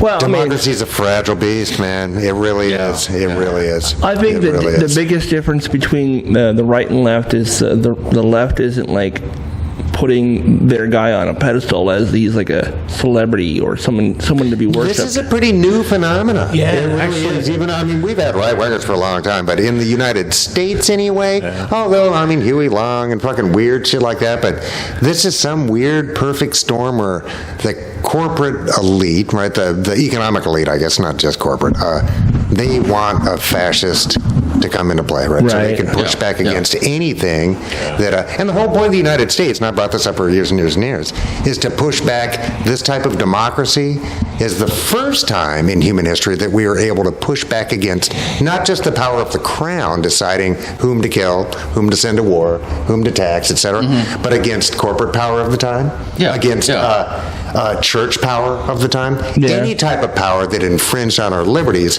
That's what this democracy was designed to be able to push back against, right? Yeah. And so by usurping that, you're right, you allow for these power structures to overwhelm again, right? They've always been waiting, right? It's just like, having a giant set of dikes around your country, right? Keeping the ocean out. The ocean's still waiting to get in, right? So it's like, I don't know. Right now, I've never been less optimistic ever in my life for the ability of democracy to survive. So Mike himself is bringing our happiness quotient. Yeah, no, I am single-handedly. I'm kicking it in the nuts. Kick it square in the nuts. I've only got two more quick news stories, and then we should probably take a breaky break to break up this episode. Everybody's favorite. Now I can't think of his name. The porn star. That's what's the most famous male porn star? Dirk Diggler? No, real life. Not John Holmes, but the hedgehog. The hedgehog. Yeah. Ron Jeremy.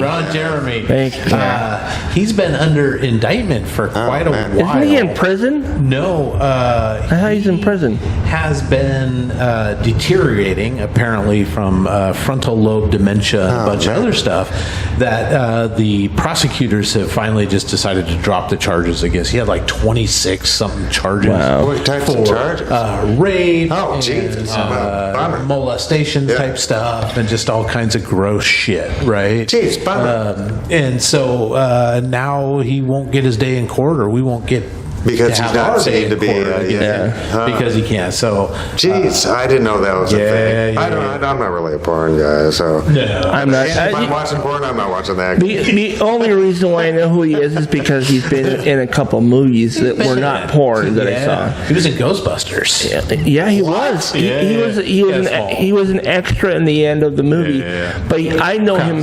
I know him from the Boondock Saints. He was one of the mafioso guys, and he was also in the movie. Of course.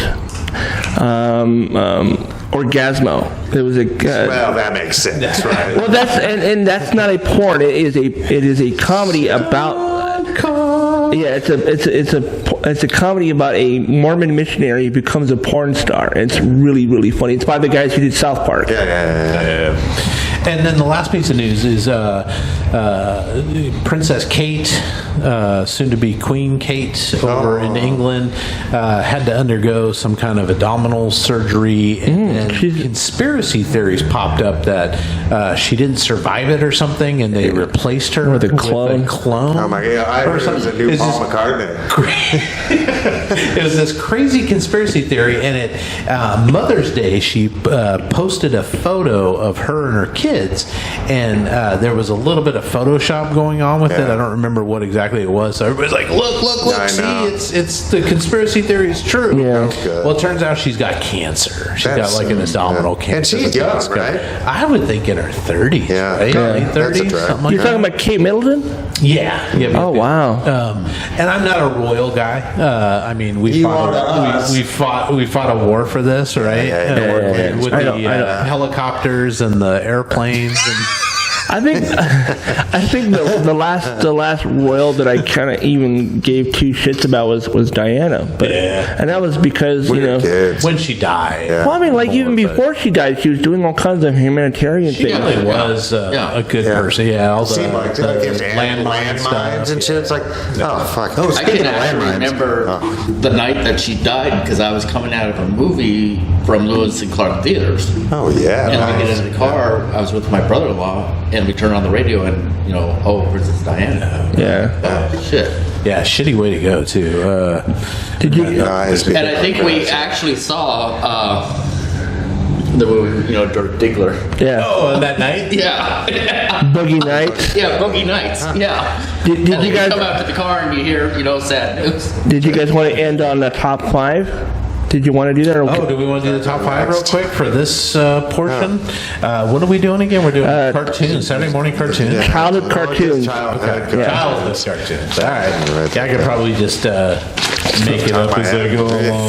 Throw them out. Yeah, me a hipster would just make up cartoons nobody's heard of. Yeah. Since I'm the one who suggested doing this, I'll go ahead and start.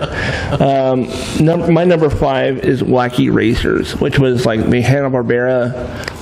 Was that on Split? Or was it a separate show? I think it was a separate show. It was basically kind of like a cross country, like the Cannonball Run type of thing, where Yeah, but did it have a? It did, yeah. Muttley and Dirk Dastardly. Dirk Dastardly were the bad guys. It was basically a parody of the Speed Racer. Yeah. Well, Speed Racer's timeless. Nice. Yeah. Man, my pen ain't broke. Oh my god. Can you think of a cartoon that you really liked as a kid, Chris? G.I. Joe. Okay. Sure. Well, hold off on that one. So just that would be your number 5 is G.I. Joe? Yeah. Okay. G.I. Joe. Mike, what about you? Oh, geez. We're so worried about my pen. Geez, we're number 5 and number 5. Well, any of the weird animated shit on Sesame Street. Oh. You know what I mean? So that's kind of just because Like I got a pinball pressed into and stuff. it. Oh, 1, 2, 3, 4, 5, 6, 7, 8, 9, 10, 11, 12. That's just crazy. Or the one with the typewriter. Oh, yeah. Yeah, remember Typewriters, boys? Yeah. Ouch. Yeah. Or, said the alligator king to his 7 sons, I feel a little down. Oh, you should Google that. You talking about the Schoolhouse Rock? That was a Sesame Street thing. Yeah. Oh, was it? Okay. Oh, no, I've got it memorized. All right, well, my number 5, I think I'll go with Star Blazers. Oh, yeah, no, Oh, dude, I found it on the internet. I have it on my computer. If you want me to throw it on a thumb drive for you, I will. Yeah, I might have to. Oh, yeah, no, it's great. I mean, it legitimately took me like 5 years to find it. I was looking everywhere, trying to find it on like anime sites and whatever else. And I had VHS. Season of that, right? And I think they've done 3 seasons at least. Yeah, there was 3 seasons, and the thing I kept having problems with is that there's other versions of it. There's a newer version that came out in the 90s. As an animated series? Yeah. Oh. It was another Wild Star. It was another English translation of a Japanese cartoon kind of thing. So good. It was just within the same universe, but it was kind of like that version of Next Generation Star Trek. Nice. All right, Todd, back to you. What would a number 4 be? My number 4, I was trying to think of all these cartoons that the Herculoids were one that I really liked. Discussed this on the program. Yeah. That's the one that has like the blob guy and has like the not Gleep. I can't remember what that thing's called. Yeah, I know who you're talking about. Yeah. Shmoo? Is that what you're thinking of? Shmoo. Oh, man. God, this takes it back, doesn't it? Oh, my God. All high on, like, breakfast cereals. Yeah, I just remember sitting in the living room watching cartoons with a big bowl of cereal and, like, a glass of milk. Grab one of the Tupperware bowls. The big my one. God, so good. My mom would never let me do that. I wanted to, but it's like, no, you can't use that as your cereal because you need to have... Well, the thing is she would get the boxes of cereal. She didn't find out until later you can get the big bags that held more later. But we always get the boxes in. They were like 8 ounces of cereal. What was the go-to cereal? For me, it was Frosted Flakes if I can get it. Fruity Pebbles. Oh, man. When I was a kid, buy that shit. No, me neither. I like grape nuts on a good day. Raisin Bran. Yeah, Raisin Bran. I don't spoil. Yeah, but I know it's a bite size or even king size shredded wheat where you choke on the fragments. You get a glass of milk with your Mike, my mom's all Mike, you inhale and one of those little strands stabs you in the uvula. Oh shit! I think we were lucky occasionally to get honeycombs.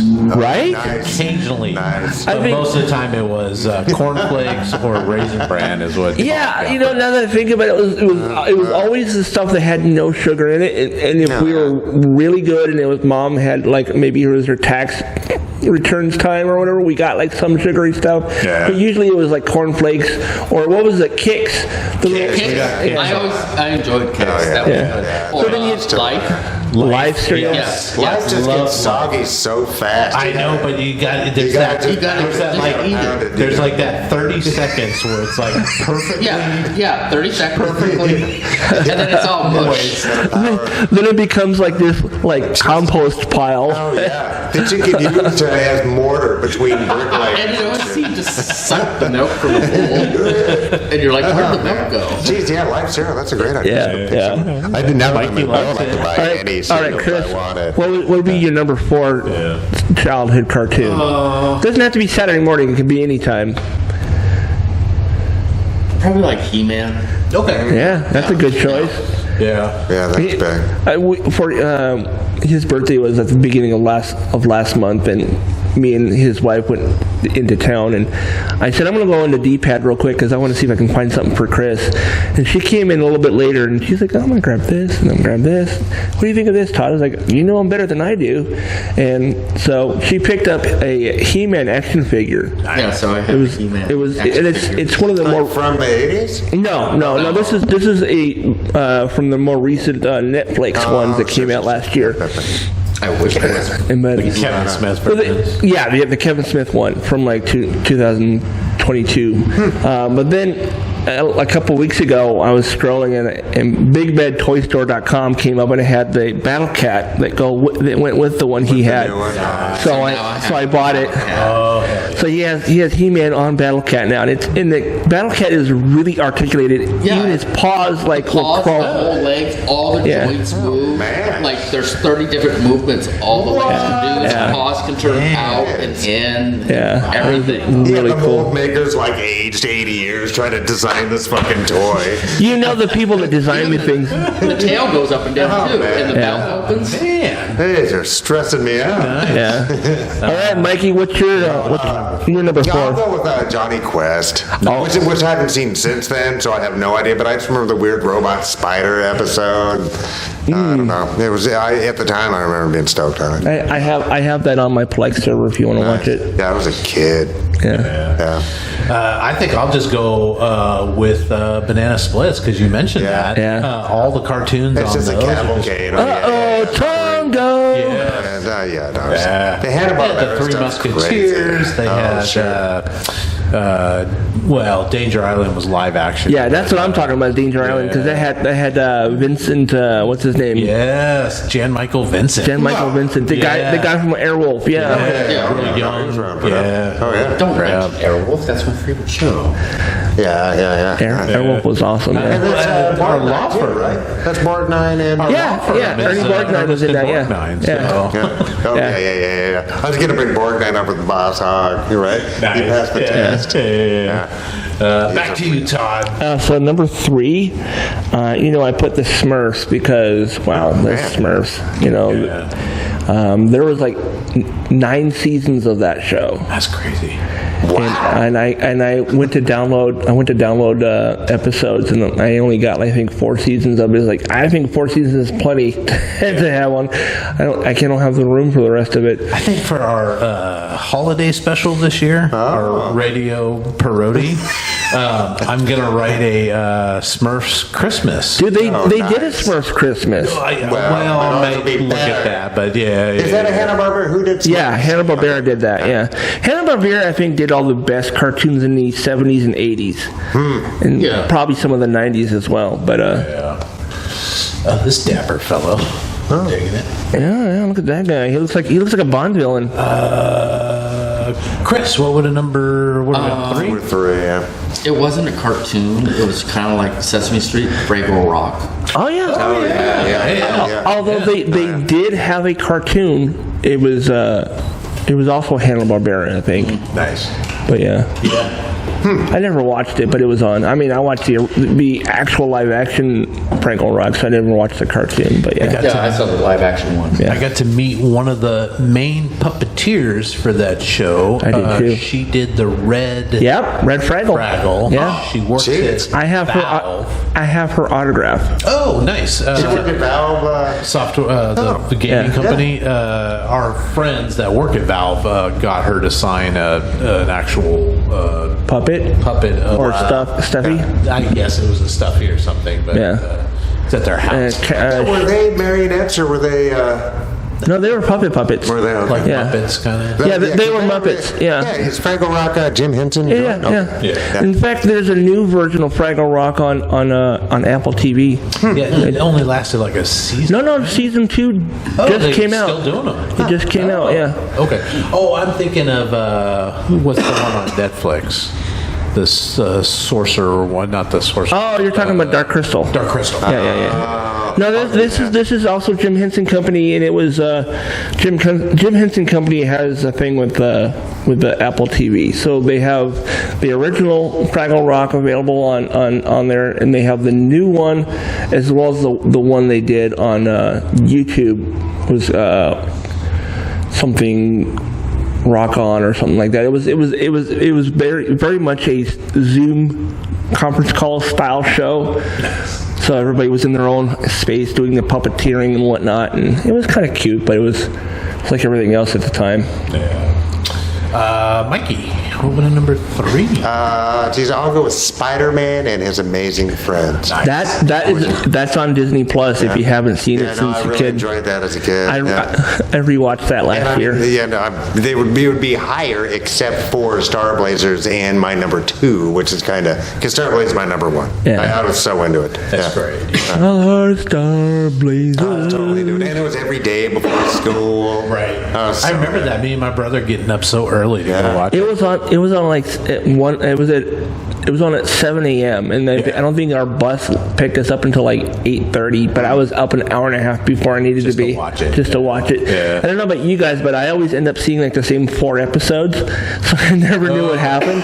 Yeah. It's been so long, so I can't really. I just remember I've seen this episode 7 times. It was a stressful show. It's like, the Earth is being poisoned by radiation bombs. They only have 120 days left. It's like, fuck, come on. I mean, and the thing is the formula for the show was very much the same as they used for all the Super Sentai, which is what became the Power Rangers, which is the bad guys were like these really over the top aliens. They looked weird, very effeminate even, and we're gonna crush you kind of thing. And there was always like 5 guys wearing 5 different versions of the same suit in different colors. Yeah. Nice. All right. Number 3, and mine's just random orders. I'm just throwing them out as I'm thinking about them. But the Galaxy Rangers. I don't know, Galaxy Late Rangers. 80s. I vaguely remember that. Came out for like 2 seasons. was a great show. It was a Western space show. Oh, that one with the horses that were robots, right? Robot horses. Yeah, I remember that. Yeah. There was 4 rangers. There was a gal that could use she had telepathy and stuff. There was a guy that was a computer whiz that had a couple of VR creatures that could go in and manipulate computer systems. They had a guy with a bionic power arm, and then they had a guy that was a super soldier that could shapeshift. There was an evil queen in the galaxy that was trying to take over the entire galaxy, so she was the main baddie, but they would go to these small planets, kind of like a Firefly before Firefly. They would go to these small planets and have an adventure and help the townspeople, just like a Western. But then you have all the space stuff thrown into. Nice. It's a very cool show. I had a bunch of them on DVD for a while. Galaxy Rangers? I'm going to see if I can find Galaxy Rangers. Chris, remind me to find Galaxy Rangers. Okay. Let's see if I can find it. All right, Todd, back to you with the number 2. My number 2 is Scooby-Doo, Where Are You? Sure. Come on. The original series, and Wolfman Jack. And all the come on. And all the Phyllis Diller? and the ones you're talking about are the ones that came out in the early to mid 70s. Those are the second and third series. But I'm talking about the original one where it's just them going out and figuring out who and I would have gotten away with you if it wasn't for you meddling kids. Yeah, I was just gonna say that was awesome. By the way, meddling kids. But they actually did a direct-to-video Scooby-Doo movie with Kiss. No. Yeah. All animated? Yeah. Did Kiss contribute voices to it? Oh, they did, yeah. I mean, Paul and Gene actually did, and I think the other guys were the current members of the band. Eric Singer and whoever and guys are. And they just sold their catalog for $300 million. Damn. They sold their catalog? Yeah. Wow. I think who did they sell to? Somebody in the UAE or oh yeah. No, I think it was a dude.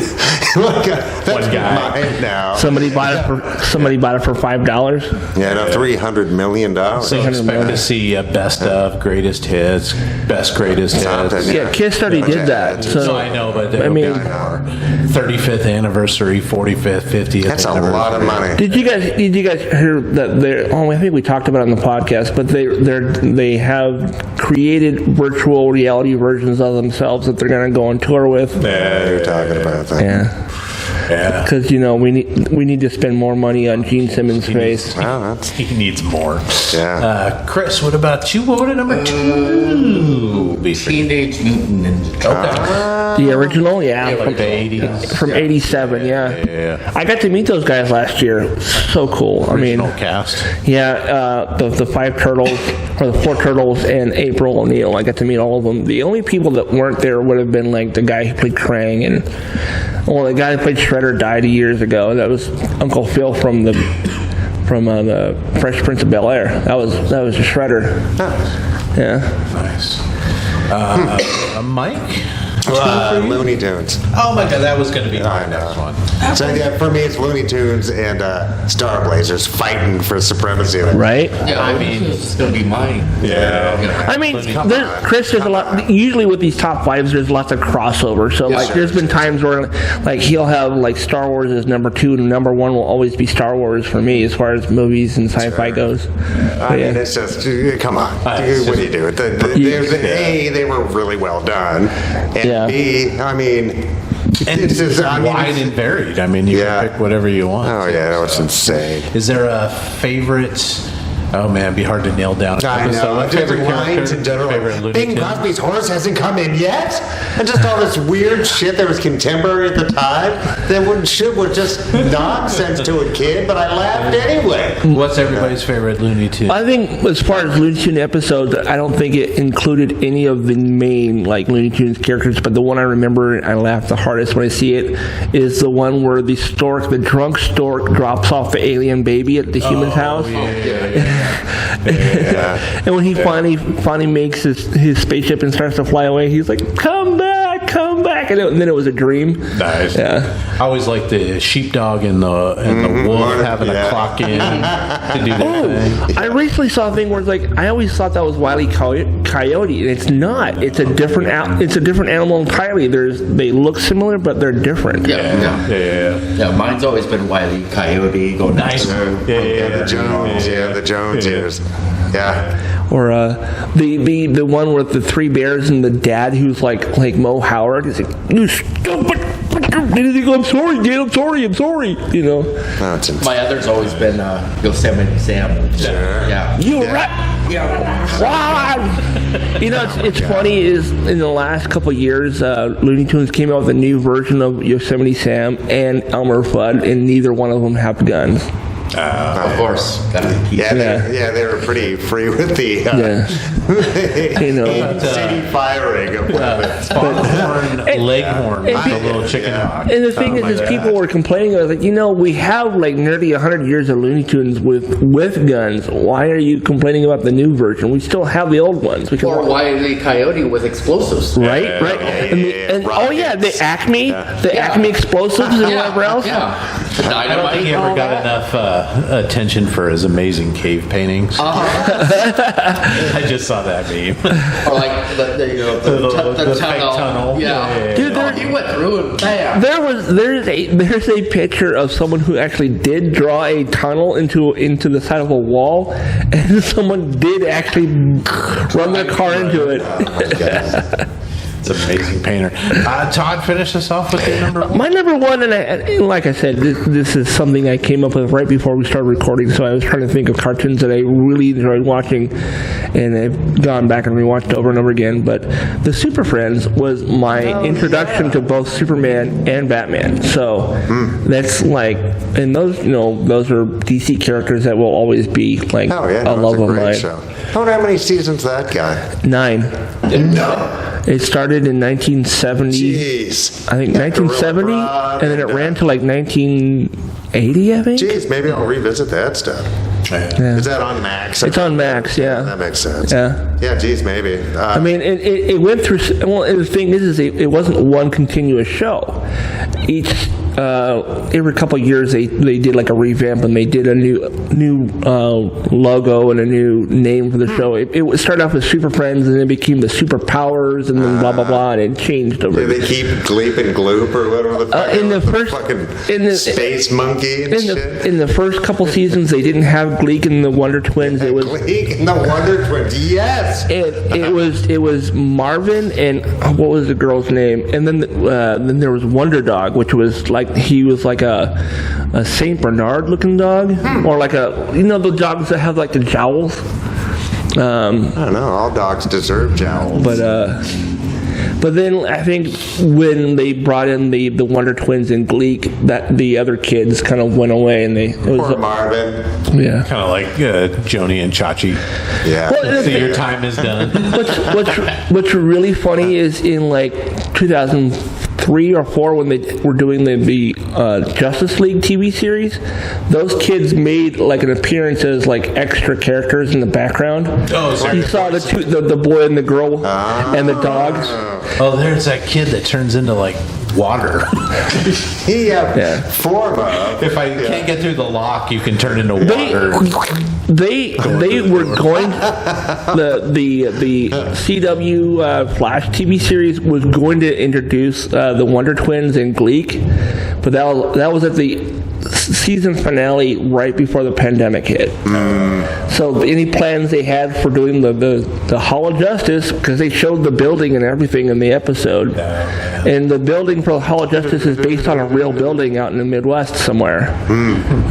But yeah, they had the monkey and everything. You didn't see the entire thing. You saw like his tail was purple and whatnot, and because Grodd is on Flash. That was it was part of that. Yeah. Yeah, he's a bad guy. Yeah. I don't know. Chris, did we get your number one? No, not yet. I've been babbling. Or is it going to be Looney Tunes? This is going to be Looney Tunes. Yeah. I mean, can't go wrong with Looney Tunes. No, it's good stuff. And yours was Star Blazers. Yeah, Star Blazers just because of the sheer emotional impact.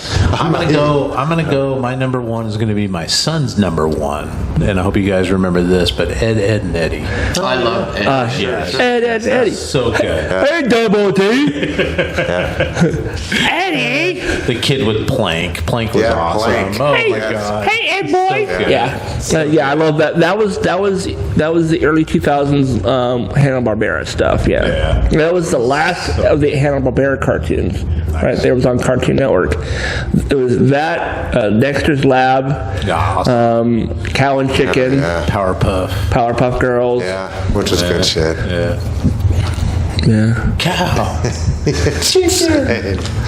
and the red guy. The red guy. Yeah, him. Oh, him. Oh. Yeah, he's just called him. All right, let's end it there for now. We're going to keep the camera rolling, but we're going to take a little break and shake out, do a little stretching, maybe a little yoga pose. And I should head back down to Dovetown. Well, thanks for hanging out. Yeah, thanks for coming in, Chris. And then we'll come back and do a second half, which you can see next week. Oh, it's so good. So, bye for now. Bye, Chris.